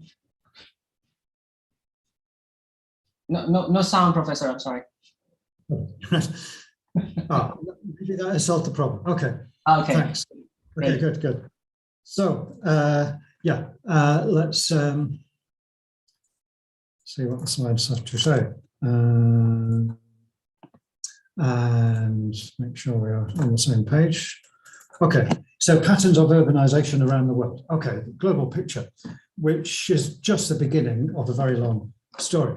Then, if we ask the questions in a more analytical way, maybe some people here are also researching this in a similar kind of way, then we can start to say, okay, so we can look at the change of urban land, the urban share of population on the right-hand picture. And this is a sample of 300 cities in a modeling project, but we can say, yeah, there is a regression, meaning a line of least difference. And here are three different types: urbanized, steadily urbanizing, rapidly urbanizing. And the point is then to say, okay, the policy effects of each type may be very different, and we should be aware of this. But then also to say, even inside one country, maybe even in one region, the policy for urbanized might be very different for the policy to rapidly urbanizing. So this is again a kind of overview of the issue of urban futures, because as we know, cities do not stay the same from one day to the next day. So let's then see what this means for the one particular project looking at urban change and also climate change. This project is called the Periurban project. Some of you in the room already know about this, so I will just take a few moments to describe it. You can see from the graphics, there are very negative impacts, flood, storm, cyclone, but also very positive possibilities. So this is the context. Now, to do this in one project, which was not so large, never enough money or time, and then the pandemic messed up all of our plans. That happens. We report to the Sustainable Development Goals, and we have in-depth case studies and a policy lab with 21 partners, including UN Habitat in the room, thank you, and so on. So, and the global partnership looks more or less like that. So we start by talking to the people out there, and this is 3 flip charts made into one picture. And as you can see, it's very rough. This is not a scientific drawing, but we start to use this to understand what people are thinking about. And these people are planners, landowners, providers of transport and water systems, disaster management people, businesses and citizens. So we ask them what is on their minds, and they start to tell us, and we put it on the flip chart. And again, it starts to be a very long story, which is all messed up, all tangled. And then we say, okay, let's divide this into different areas. We talk about urban change, climate change, social and economic vulnerability, so-called, and governance. And we often find the governance or the government is part of the problem. That's how it is. So then we can get more and more onto this diagram. And then we get a more system-like diagram. And this is one of a whole series, which is still in progress, but we can start to be more analytic and define what is a local problem that we can fix locally, what is a national or international problem, which we have to look for other ways. Maybe we cannot solve this problem. Maybe we have to learn ways to live with this problem, like inequality or land ownership of land, or the lack of funding for government services, and so on and so on. So again, then we look for solutions or pathways in a structured kind of way. And these are some of the ones which are coming out and now available in our pathways reports. So this is more or less how this one project is trying to build a bridge between the technical side and the social side, or rather between the things which are easy to analyze, like, okay, we have a map of land use, fine, and maybe a map of flooding, okay, but how do people, the economic and social and cultural systems, how do they manage and live with this land use pattern? And even a flood, yeah, it's a very bad thing, but there are people, and the people are not simply units in our model or items on a map. These are real people with communities and cultures and relations and so on. So we work hard to try to build those bridges between the things that we can analyze and the things which we have to recognize, which are bigger. Now, how this works is then to say, oh, okay, we can start on the left-hand side to map those problems in a systematic way.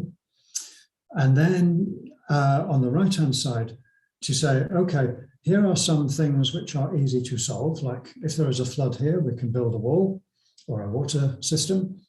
But other things are more longer, more strategic. If we are talking about a new system of land ownership, well, this could take some time. Or a new system of governance for ecosystems, this could take some time. And we might not know exactly when it's finished. So we have to be aware of these things which are then very important, but more difficult to say, yes, here is our target, we will do this, and this is the cost, and so on. And then it gets more interesting. So on the lower part of this drawing, we can start to analyze who is in this picture. And we call this an actor mapping. We put all the stakeholders around a table in virtual space in a diagram. Not easy to get them around the table in the real world, but we keep trying. And then we say, okay, so what is your problem? And the residents will say, well, we are alienated, nobody listens to us. And the government says, well, we don't have the money. And the finance people say, sorry, we cannot make a profit here, so bye-bye. And the farmers say, well, we are going out of business, so please help. And so on and so on. So this is a typical situation based on our Manchester study.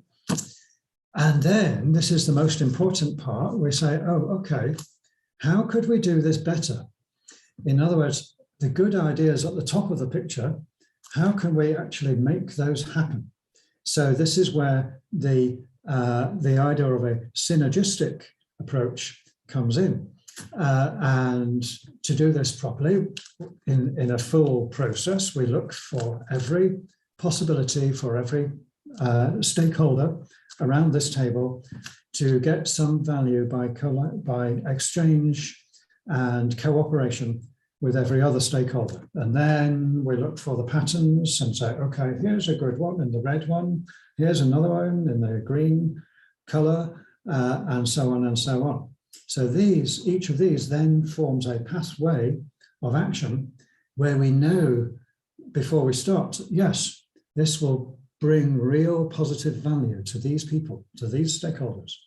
So this is the basic method. And then, well, we have to say yes. Then we start to look at different cases around the world. Slow urban growth and high income, well, not that high, but high enough, usually. Low income in Kumasi, low income in rapid urban growth in Chennai, and here we have Melbourne, and so on. So these are very, very different landscapes, but also social and economic conditions. And then say, okay, what are the different types of climate change which we are dealing with? Is it a short-term disaster or a long-term problem?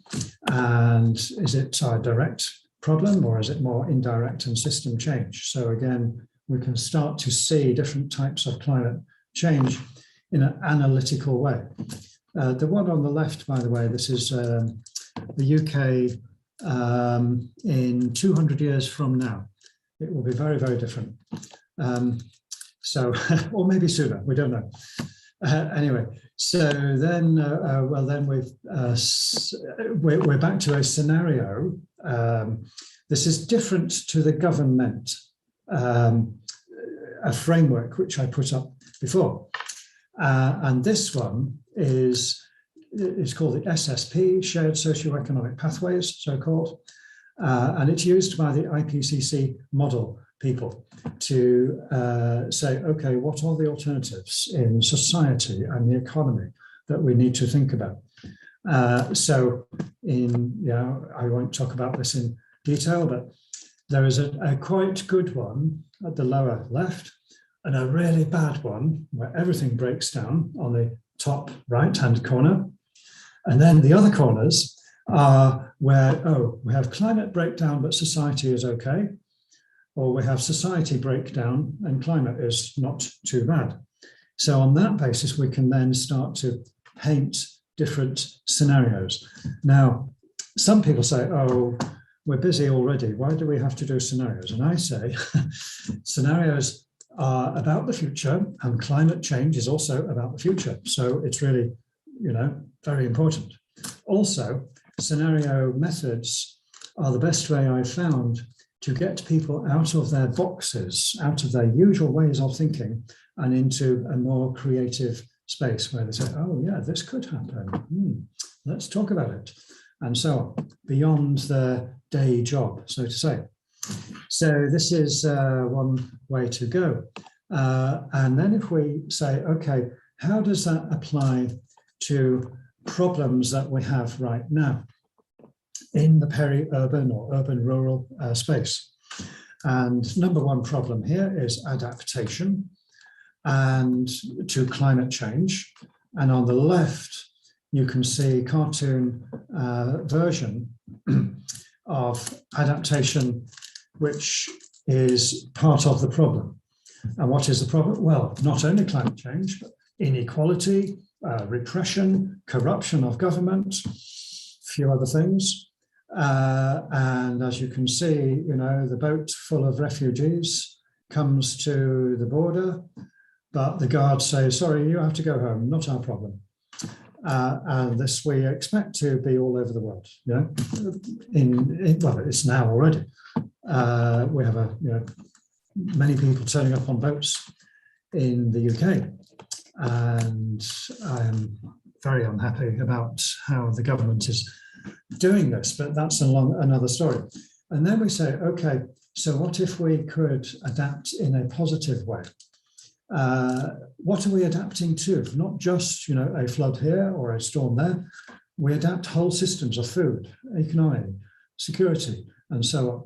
Who adapts? Not just the poor who have to change their ways while the rich continue, everybody. And who decides? Well, we have inclusive participation of government. And how is this done? Well, we talk about socio-technical resilience and collaboration.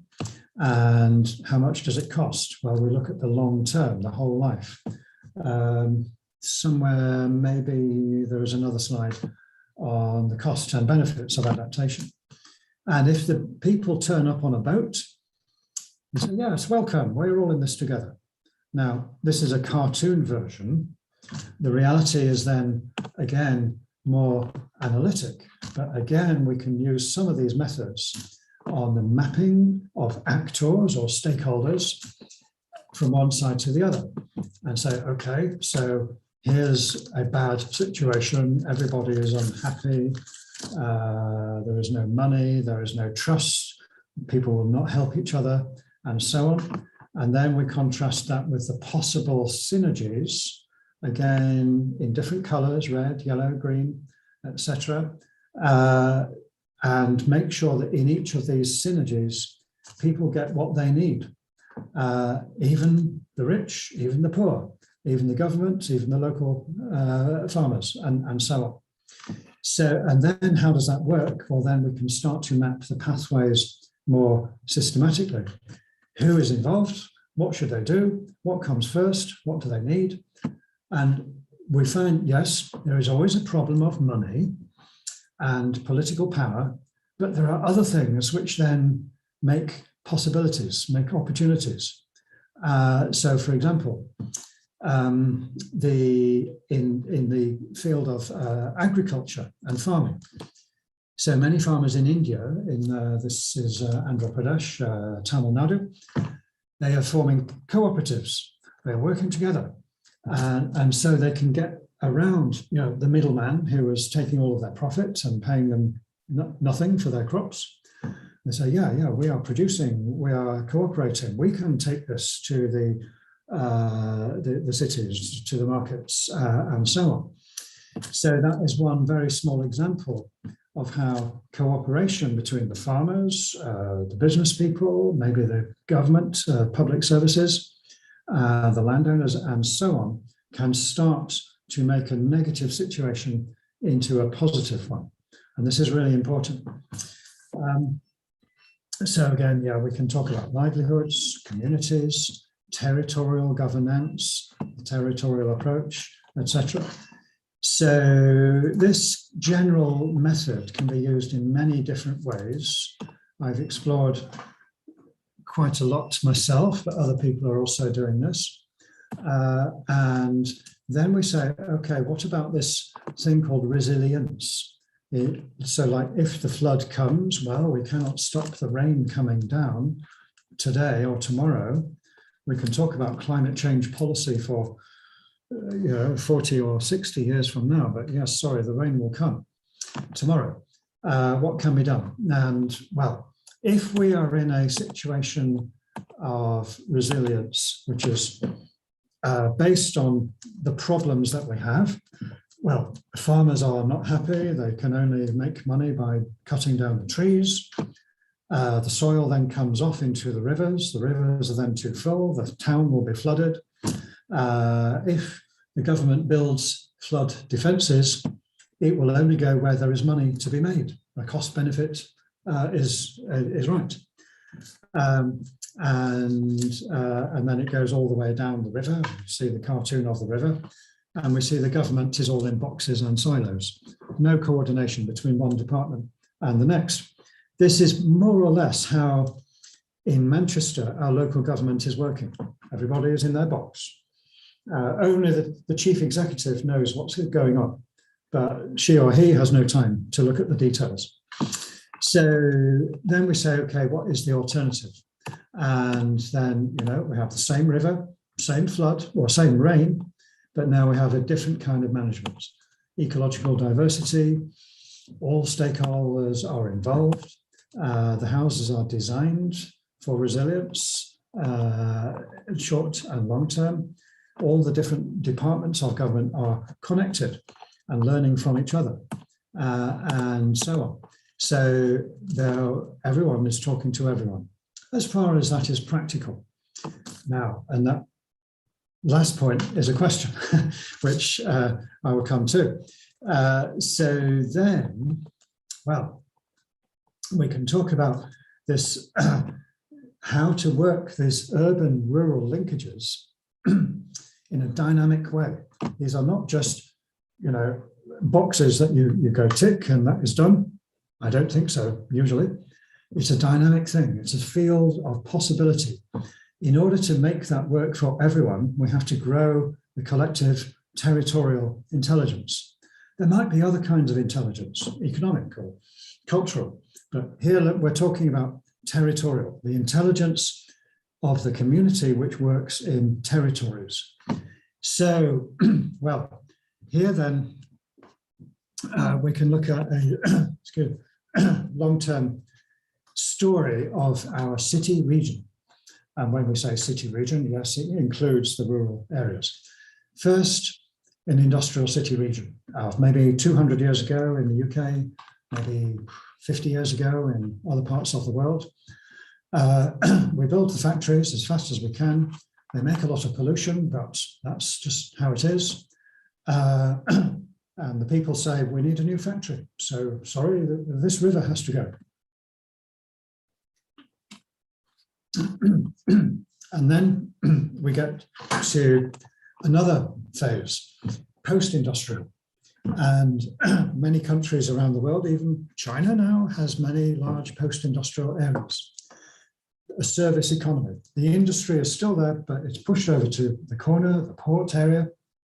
The CBD is now growing very fast. Large parts of the inner urban area are changing around.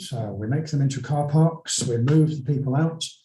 And as the cartoon says, we need a new CBD, so sorry, you slum dwellers will have to move. And you can go out there, some cheap area. Sorry, there's no jobs or services, but you will survive somehow.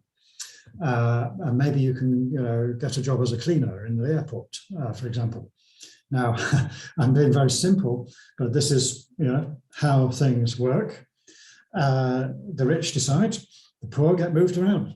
But what is interesting in this city is there is a growing middle class. And well, we could have another lecture just about that question, but this is very interesting because then the middle class, some of them want to be in the city when you're near to the CBD. Most of them want to be in the peri-urban. They want to have linkage to the urban and linkage to the rural. So it's an urban-rural linkage out there in the peri-urban suburbs. So, excuse me.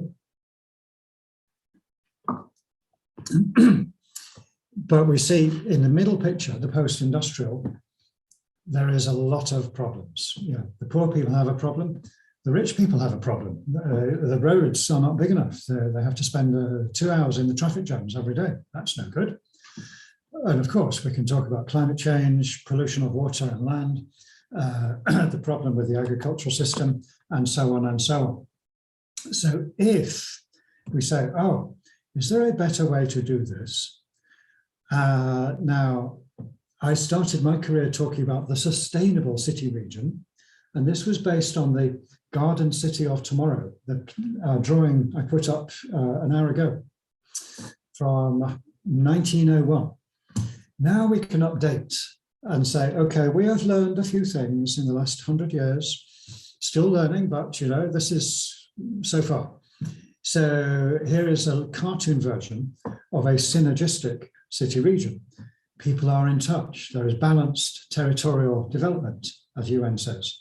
The transport has multiple modes. You can walk, cycle, ride a horse, get a car, get a taxi, get a light rapid transit, and so on to get around. But also the city is organized so that you don't have to travel if you don't need to.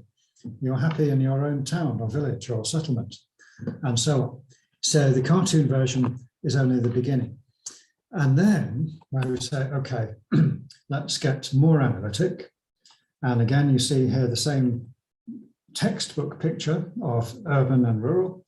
And we say, okay, in this industrial version, everything was pushing out. We need more houses, more factories, more transport, more minerals, and so on. And so the diagram gets bigger and bigger, sometimes very fast, but we know what is going on. Then in the post-industrial version, or smart, things get more tricky and complex because, the city in the middle is now dividing into an agglomeration, a polycentric form. And actually most of the growth is now outside the city, not inside. So we have a hollow city, maybe, with large amounts of empty space suitable for car parking and logistics centres, this kind of thing. And some of the areas outside are high value and very desirable. Other areas are very low value and undesirable. So it's a divided spatial, territorial structure, many problems, social, economic, environmental, and political. So then again, we say, is there a wiser, more synergistic spatial form? And here is one visualization, which tries to explore not just the shapes on the ground, but actually the type of system which is needed to understand them and to manage them. So we can talk about networks, global, local networks. We talk about functions and proximity, as in the textbook. And we also talk about connectivity, as in ecological thinking, and more in cultural studies, and so on. So this is like a short list on the right-hand side of a very long story, but here is a beginning. So then we talk about, okay, what about this periurban or periurban rural? And how do these linkages work if we use our techniques? And so here we can talk about markets and value chains. And what we can see here is, the economic metabolism of making money through real estate can be very destructive because then it leads to environmental problems, short-term market problems in many parts of the world after the finance crash of 2008. Large areas were, half built, half empty. And then we can talk about the social metabolism, users, residents, the formation of communities, the formation of governments to manage them, and the public goods or social capital around the top level of this diagram. And we say, in this very simple version, everything is quite negative. The real estates, they just need to make some money, so they come in, build a lot of stuff, and go away. And the result is negative for the communities, for the government system, and so on. This is a general picture. It's different in each part of the world. So then we ask the question, what would it take to build new kinds of value chains between these different parts of the metabolism? And we can talk about mutual finance. In other words, not just a billionaire entrepreneur comes in, has to make a quick profit and take it away, but other ways to generate money in that community and keep it circular in that community. And then we can follow that same idea all the way around the circle. What does this look like on the ground? Well, then we can talk about space in a diagram form.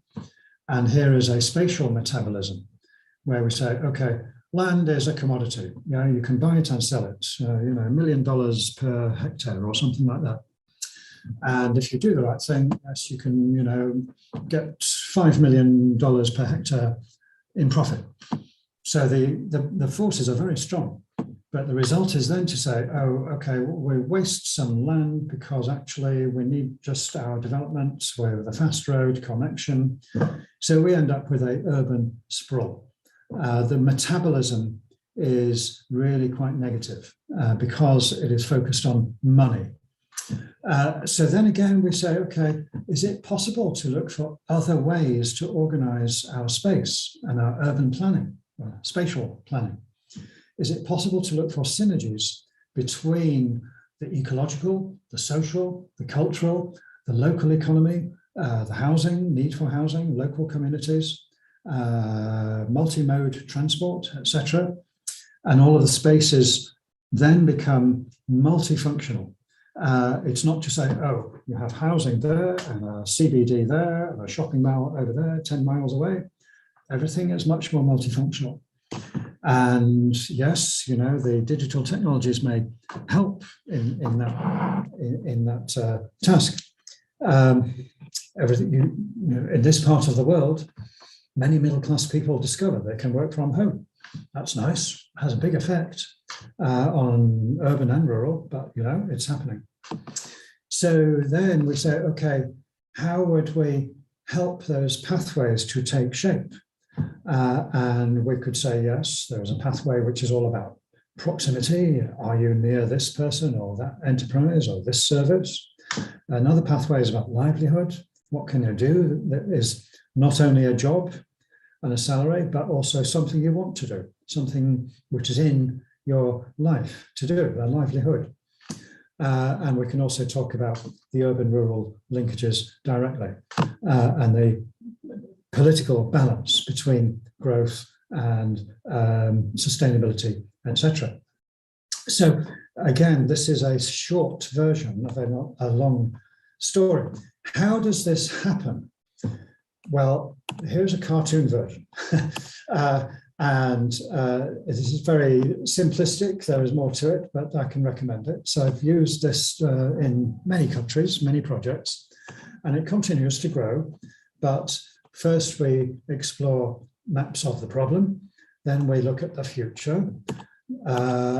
If possible, we draw pictures. You can see already, I'm quite keen on this.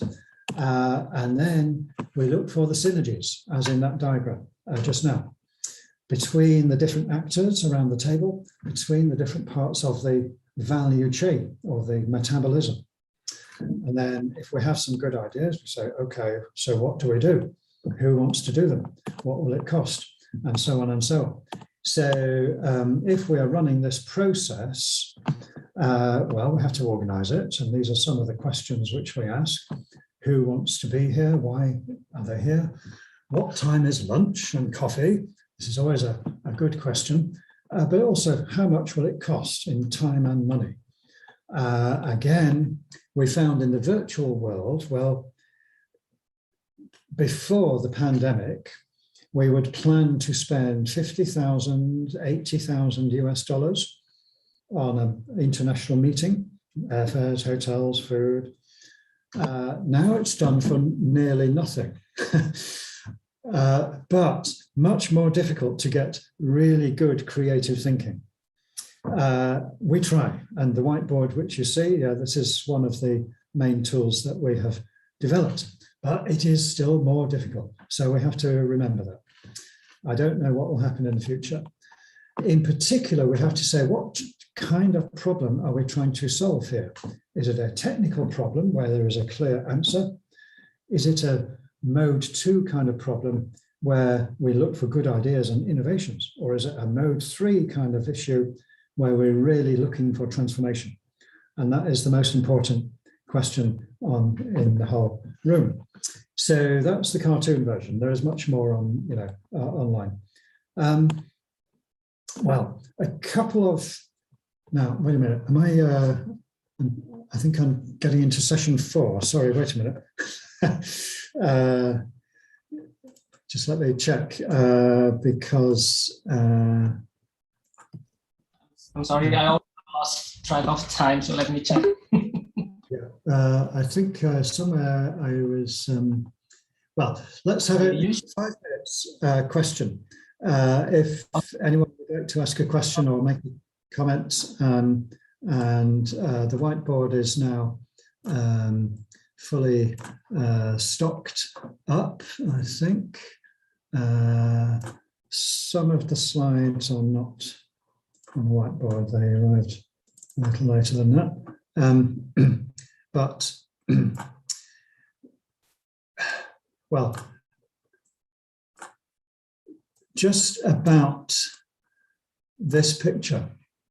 Now, I think in the room, I'm hoping Dimas Adrianto is in the room, and he is finishing a PhD based in Manchester with a study of Malang, Surabaya, and Batu. And now, this picture does not come in his PhD directly, but I put it there because I think it is relevant. And Dimas, if you want to say anything about this, please do. But why is it relevant? Well, because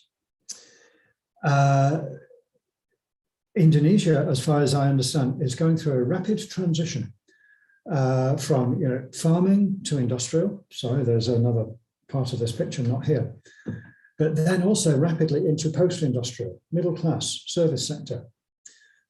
Different kind of planning requirements, territorial system, and so on, which makes many problems. But then people say, oh, I wish we had a synergistic region. That would be so nice. Please, can the policymakers do that? That's what everybody wants. But it's not easy. If anyone in the room has good ideas on how this can be achieved in Indonesia, well, great. I would really like to know. Now, at the same time, there are many ways to get into this. It's not to say, oh, either it's this one or it's that one on this picture. We could say, yeah, actually, we can talk about environment and ecology. We can talk about farms and food. We can talk about local economy, housing. Each of these things is a practical thing where we can make good progress if we know what we're trying to achieve. So any questions and comments on that?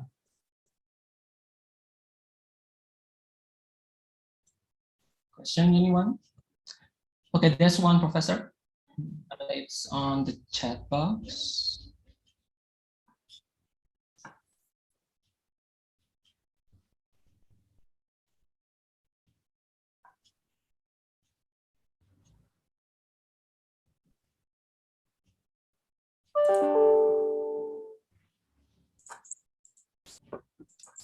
It's from Muhammad Reza.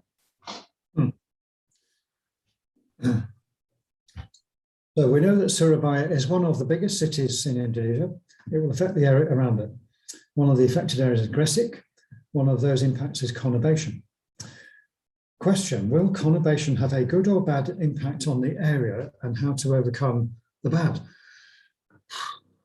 Big question.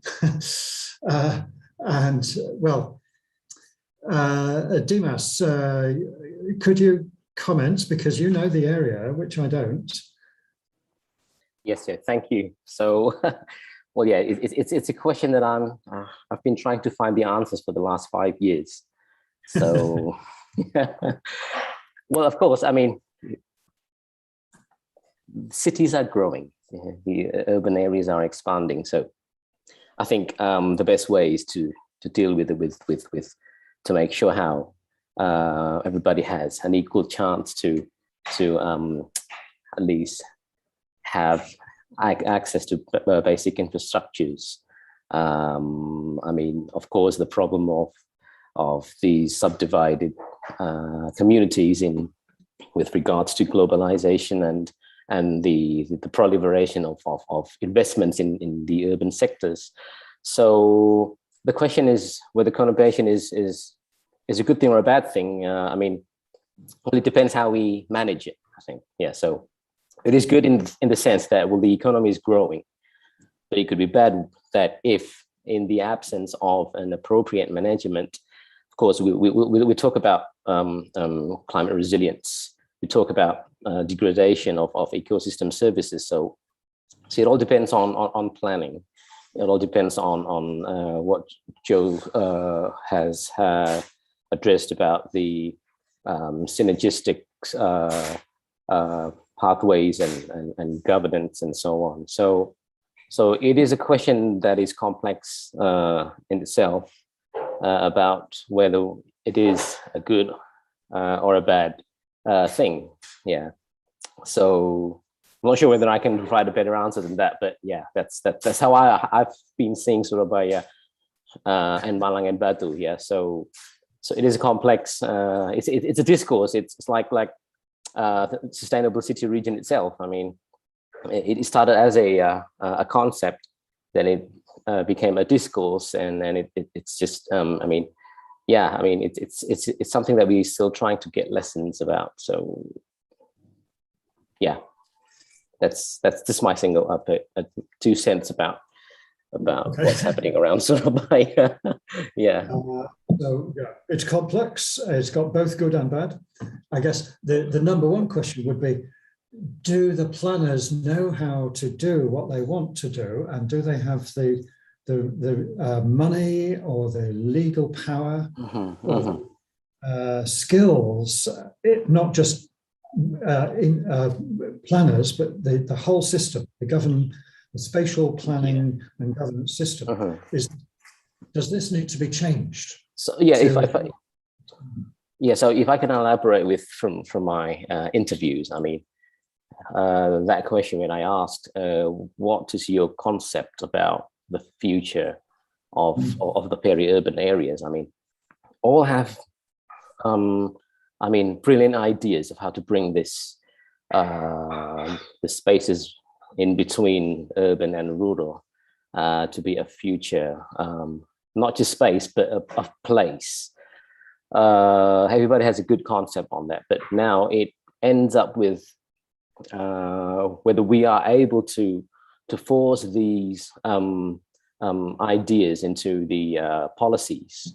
This now it still persists as a problem, which indeed, well, like what I've been trying to investigate in my research is about how difficult it is actually to address these policy ideas into actual practice and implementation in the spatial planning framework. So the fact that we are still planning in silos, I mean, although we have these, I don't know if I compare with the Greater Manchester Combined Authority, which is really actually they are communicating between, between authorities. But the fact in Indonesia, so if we do have Gerbang Kertosusila, we do have Greater Malang, what do you say, a communicative forum or whatsoever. But yeah, they actually talk to each other. But if we see it on the paper, it doesn't really actually appear. The idea of connecting the, between Malang or Surabaya with their surrounding regions is actually pretty hard to deal with. I mean, recently, if some of the views about Surabaya, they have been in great conflicts of building the toll road.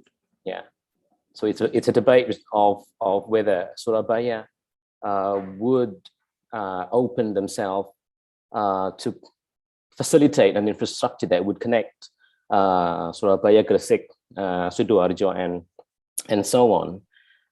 So this is still,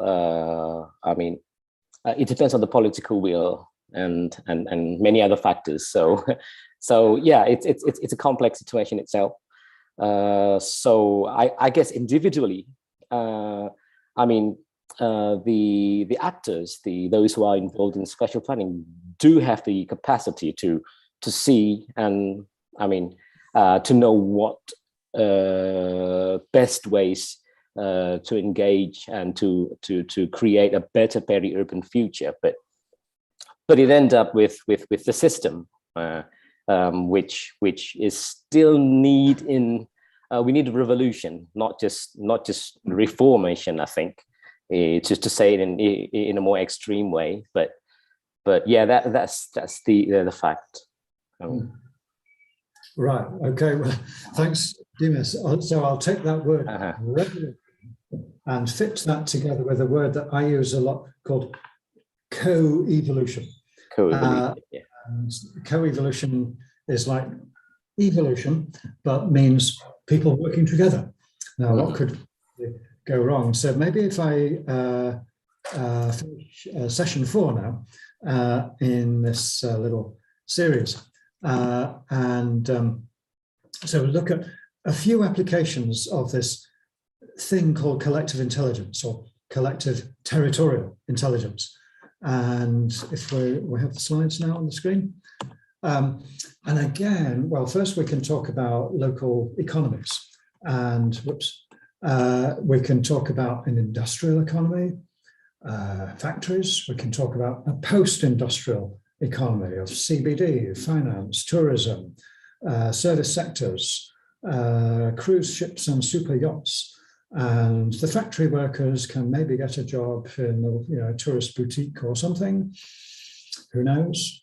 But again, the negative impacts of this are growing, and more people are really not happy. There is mental illness, bad health, and social inequalities, and so on. So again, we can talk about a synergistic type of economy. How to design this? Well, it cannot be designed from the top down. You can start to work with local people or people in that region.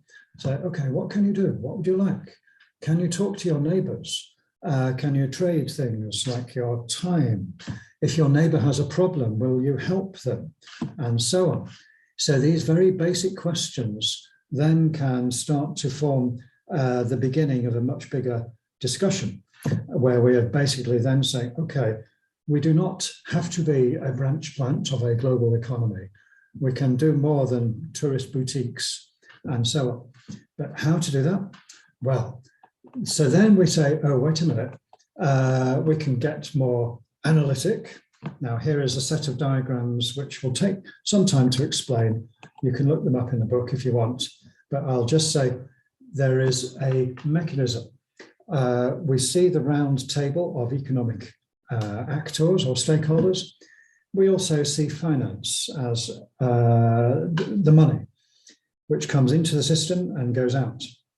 And this is based on regional economic theory, but we can look at for the dynamics of restructuring of local economies into branches of the global economy, and also look at the impacts on local people. The communities are broken up. People no longer have a job or skill that is useful. And then we can look for a co-evolutionary local economy where the money works in that place. It does not just extract it to some other place, and so on. And so if the money is working, then we can start to talk about, what can people do? What can we invest in? And so on. So that's the system view. If we then say, oh, okay, can we basically take this 3-part co-evolution and look at different types of systems? And here is the city system, which we saw earlier, where we look for multifunctional land use. And here's an economic system, firstly based on profit, and then maybe the possibility of a circular economy. And then we look for ecological systems and technology systems, and most important, the political system. And you can see very clearly on the bottom, this difference between the hierarchy, the chief executive at the top, or the prime minister, and some more cooperative arrangement, co-governance, we call it. So this is the overview. And then we say, okay, let's talk about different things in the mix. Here is CO2. Maybe you heard about CO2 as the main cause of climate change. And here is a very cartoon version of the CO2 which goes around the city and the region. And then we say, oh, where is the best place to draw our boundary for policy and planning and even information? So here's the city boundary, but that's not in the right place. Here is a city region boundary, but that's not in the right place. The carbon moves all over it. And here is some kind of bigger national boundary, but that's not in the right place because the CO2 simply goes across all the boundaries. So the short answer to this question is there is no scientific place where you can draw the boundary around the CO2. Now, that is then the beginning of a longer trail, which we can then say, okay, this is about circular economies. If we want to do good climate change policy and manage our CO2 and our carbon, well, we have to talk about circles, the circular economy. And here's, again, a cartoon version, the circular economy. And we say, oh, somewhere we need to, the material has to go round and round, but also the money has to go round and round. And also the policy has to be circular in its thinking. And the skills and technology also has to be circular and not simply extracting the value, and so on and so on. So here we see how these different systems can fit together. Now, this is the cartoon version. There is much more to talk about another time, but this is the beginning of a train of thinking, which then works for other types of activity. Now, if we talk about local planning, or we say civic design in some cases, well, we have to talk about the development system, which is all about money. And if it's all about money, well, then yes, the communities are destroyed, taken down to make way for commercial development. I started my career living in one of the little houses, the top of this drawing, which was about to be taken down to make way for a shopping mall in London. Long story, but it happened to me. So we started at the time to say, yeah, there is another way to do this. If we have a planning system which is all about money and hierarchical, and the residents are not allowed into the room to have any say in that decision, well, usually we will get a form of building design, which is all about money. And it is monofunctional, it does not respond to the needs of the people, and so on. And many examples of this are everywhere. And then, so what is the alternative? If we bring the people into the room, then we can talk about social return on investment, so-called, and we can use a process. This is one which I worked on myself called Planning for Real. And also then we can talk about different mixes of land use. Yeah, we need the offices and so on, but maybe the houses can also be, in that mix. We talk about multifunctional land use and value. So this is part of the picture. Then we get the mapping version. If this is, yeah. So on the left, all the problems, everybody is in conflict, nothing works much. So money just walks over the top of the other people and builds this not good development. And land is wasted, the city grows into a bad shape. The urbanization of Gresik will have very negative impacts and so on. So then we say, yeah, what is the alternative? So we start to look for synergies around this table and then turn each of the best synergies or value chains into a pathway, which involves different people for different purposes, different values, maybe at different times, but it's a way to go. So this is how we are trying to do our local planning. And then, well, how does that work? in the multi-level. And this is the question which is always a problem for governance. So, so at national level, they have all the rules, but they do not know what is going on here. At the local level, we have not much money and not much legal power, but we know what's going on here. But, local government is just pushed around by other things, like the global economy, and so on. So this is the kind of result. And this is why the developers will come and say, well, we just need a bigger shopping mall because then, people want to go shopping. So this next shopping mall will have 20,000 car park spaces. And then, the roads are not big enough. There is a congestion on the road. So actually, then we need a bigger road, and so on. So we have to then understand the forces which produce this in order to then look for the alternative. And we could say, yes, at the national level, we do not say cities and regions are a headache, which is usually how our national government sees the thing.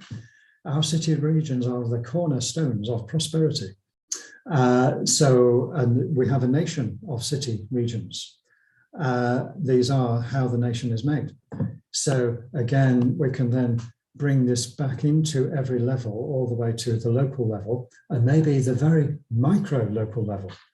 I mentioned before the possibility that people could help their neighbours. Now, again, in the UK and in most parts of Europe, yes, many areas people will help their neighbours, but many other areas, they have no idea. They do not know their neighbours. There is no help. And this is such an important question. And this, do you find this in urban planning, policies? Well, maybe in a very general way, but they do not have much idea in our country what to do. So we have to then say, okay, yeah, I think we have some idea how to make it easy for people to help their neighbours on all kinds of practical things. So this is where we are heading. Now then,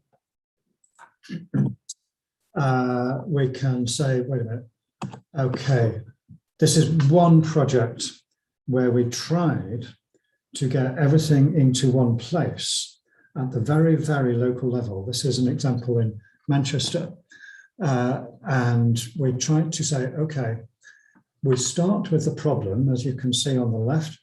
People cannot cross the road. The children are in danger when they go to school. The heavy traffic is too much. Pollution, noise, danger, and so on. So how about if we get the local people to measure that problem, get the data, and then provide them with the tools, put them on the map, see what it means, analyze, and then get everybody around the table to say, yeah, we do not have to wait for some, planner from the Ministry of Transport to come in 5 years from now.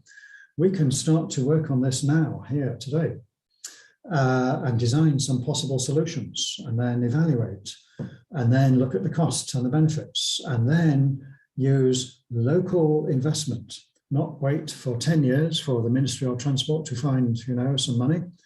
Maybe we can do something ourselves, which is actually cheap. If we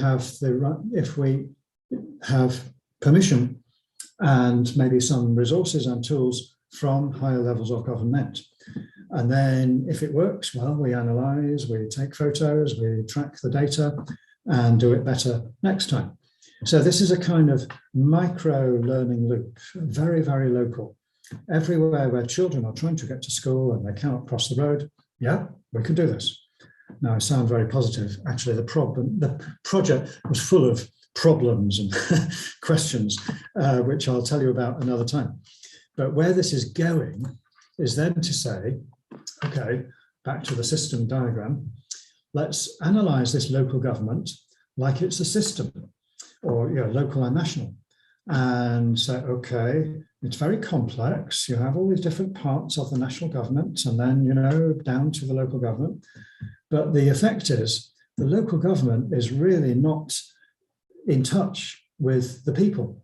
And the people are all individual. They do not know their neighbors. They do not know anything about this place. Maybe they just moved there, or maybe they were, cannot afford a house. So, the conditions are very poor. And then all the other stakeholders are also not connected well into local government. Now, this is just a diagram. It's different in every case. But then again, we look for the alternative.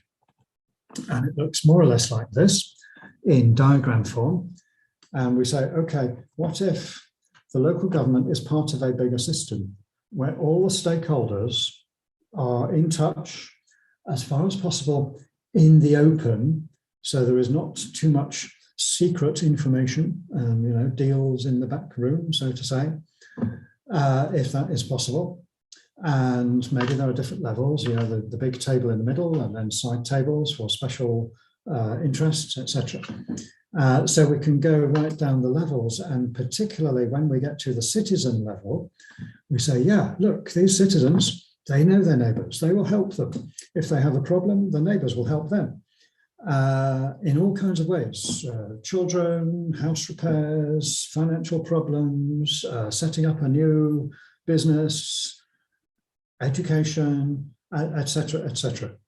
So the whole co-governance idea is based on the citizens, and then it goes up from there in a similar way. So again, these are general diagrams which then can start the discussion. So, well, conclusions.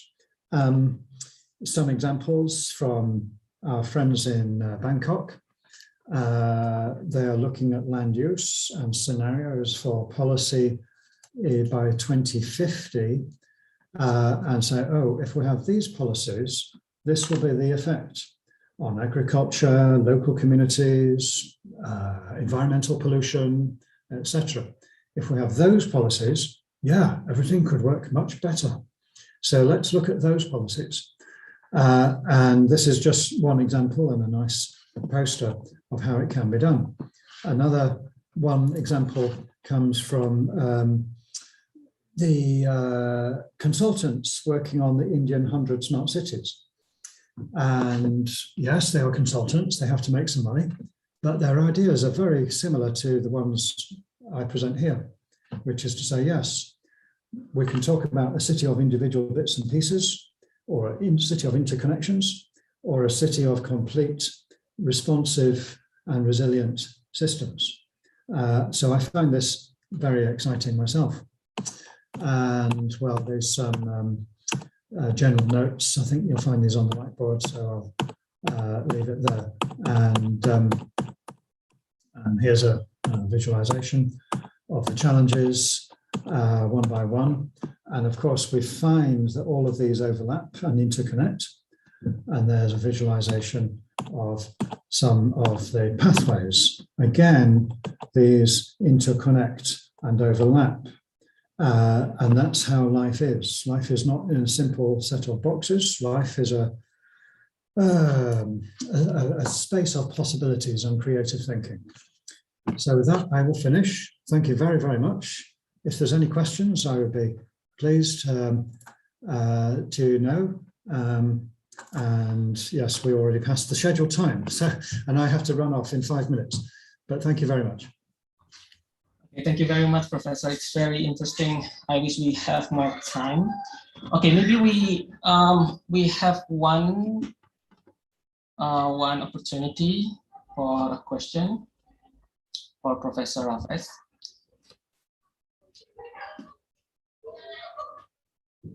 Okay, maybe I have two questions, Professor, if you don't mind. So one is from my colleague from Bunindia.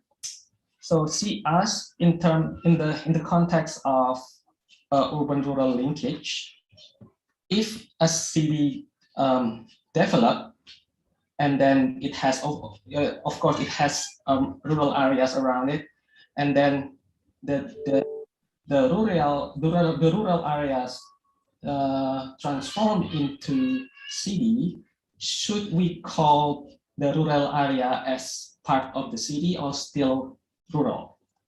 I think that's her questions.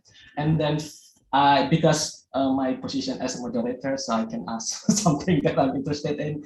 So to what extent a research can be included in the context of rural-urban linkages? Because me, myself, I work on the ground. I'm studying urban politics, connections of people, the politics of informality, informal politics, so on. And then I think that I can put myself in one box of your synergistic context, but I don't know. I'm studying people. I'm studying actors. Can I be to what extent can I still be considered doing something in urban-rural linkages? Maybe. Thank you. Okay, so the first question, if there is rapid change in the rural areas and urbanization, should we still define or call them rural? I think we need new words, actually. And maybe the geography people can help, but as you can see, I talk about the peri-urban, but actually also about the peri-rural. But this is also not a great description because many people are now saying, oh, the global urban system is now global. Planetary urbanism is, one of these academic ideas, which is to say, even, the most remote rural area, there is urban, it's part of an urban system. Now, if you get to, remote tribal areas in India or Brazil, maybe, well, you have to be careful about this. But the short answer is, I think we need new words because there are new kinds of area which are now coming. And well, I'm working on this myself. I don't have all the answers, but always interested to have that conversation. And if you have any great ideas, let me know. Send me a link or something. As for your question, if your research is all about the people, yes, in my view, this is where the urban-rural linkage starts. We have to understand the effect of change on the local communities, on families, on networks of kinship and ethnic group, and so on and so on. Because then we can start to understand not just urban change or rural change, but why this happens. What are the forces? What are the impacts? My PhD student is now looking at livelihoods in West Africa, in the peri-urban residents. Their livelihoods may change very fast. How does that work? What are the effects? How do they feel about it? Are they hoping for the future, or are they, afraid, etc.? So, on all these things are really important. So I would say, and finally, if we want to have policies to help the positive urban-rural linkages, well, yes, again, it starts with the people. And I had the example, we asked some very simple, basic questions. Do you know your neighbors? If you have a problem, will your neighbors help? If you go to buy food at the shop, does the shop person know who you are? And these very, very basic questions.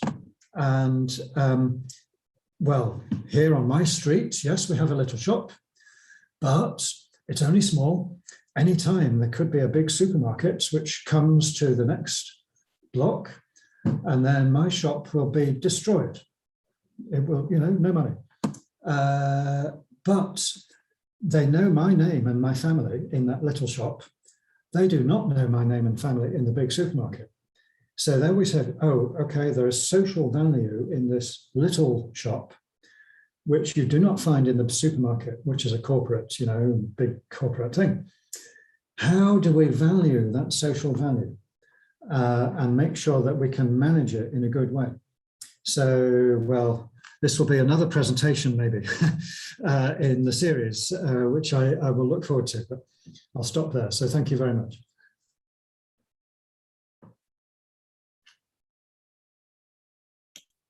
Thank you very much, Professor Raffes. Can we all please give Professor Raffes a big round of applause, please? Thank you very much. I think, I don't know if we have time for conclusion because Professor Raffes already mentioned his conclusion at the end of his lecture. I think it's best for us in terms of time that I give back the baton of the lecture to the MC, Raihan. Thank you. Once again, give a big round of applause for Professor Raffes. Thank you. Thank you very much, Professor. You again. Thanks. Bye for now. Bye-bye.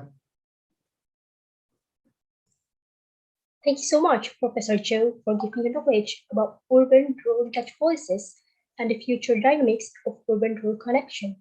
And thank you, Mr. Rizal, for leading the discussion, where all of us get the value and benefits from the lecture. And finally, we get to the last session in this lecture, that is closing. Before this lecture ends, I would like to invite Mrs. Insinyur Ismurini Dwi Ari, MT PhD, to deliver a closing statement for this lecture. To Mrs. Ismu, time is yours.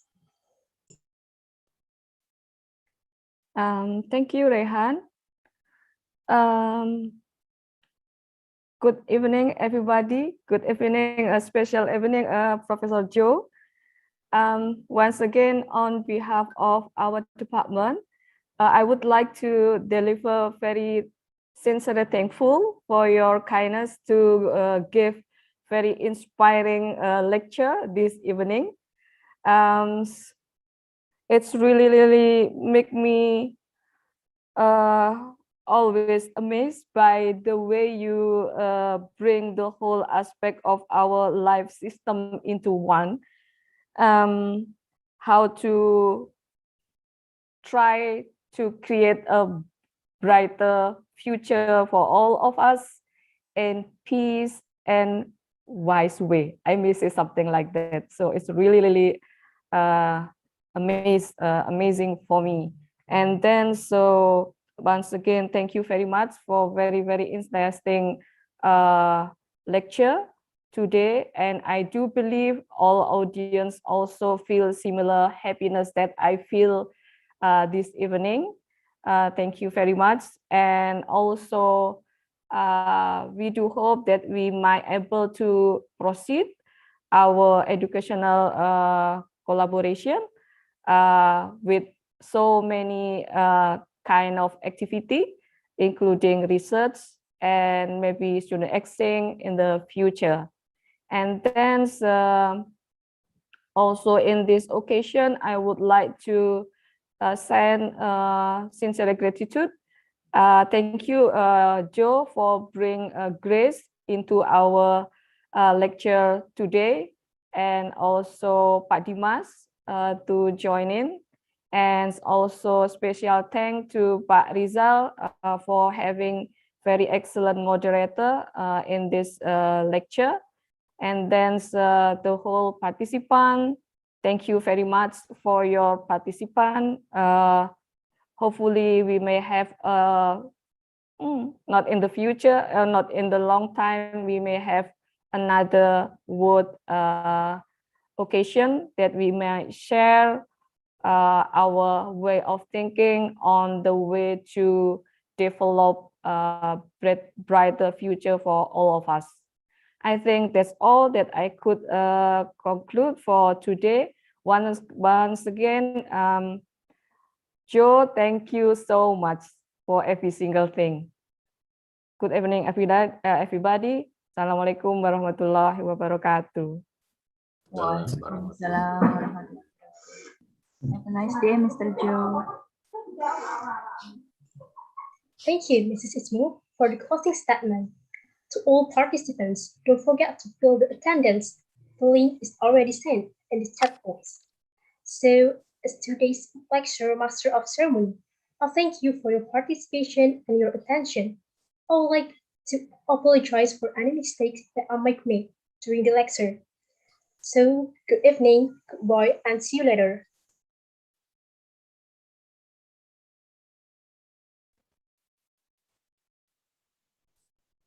Joe, thank you so much again.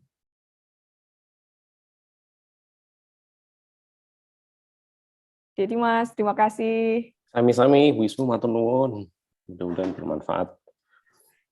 Insya Allah lah. Semuanya terima kasih. Sami-sami.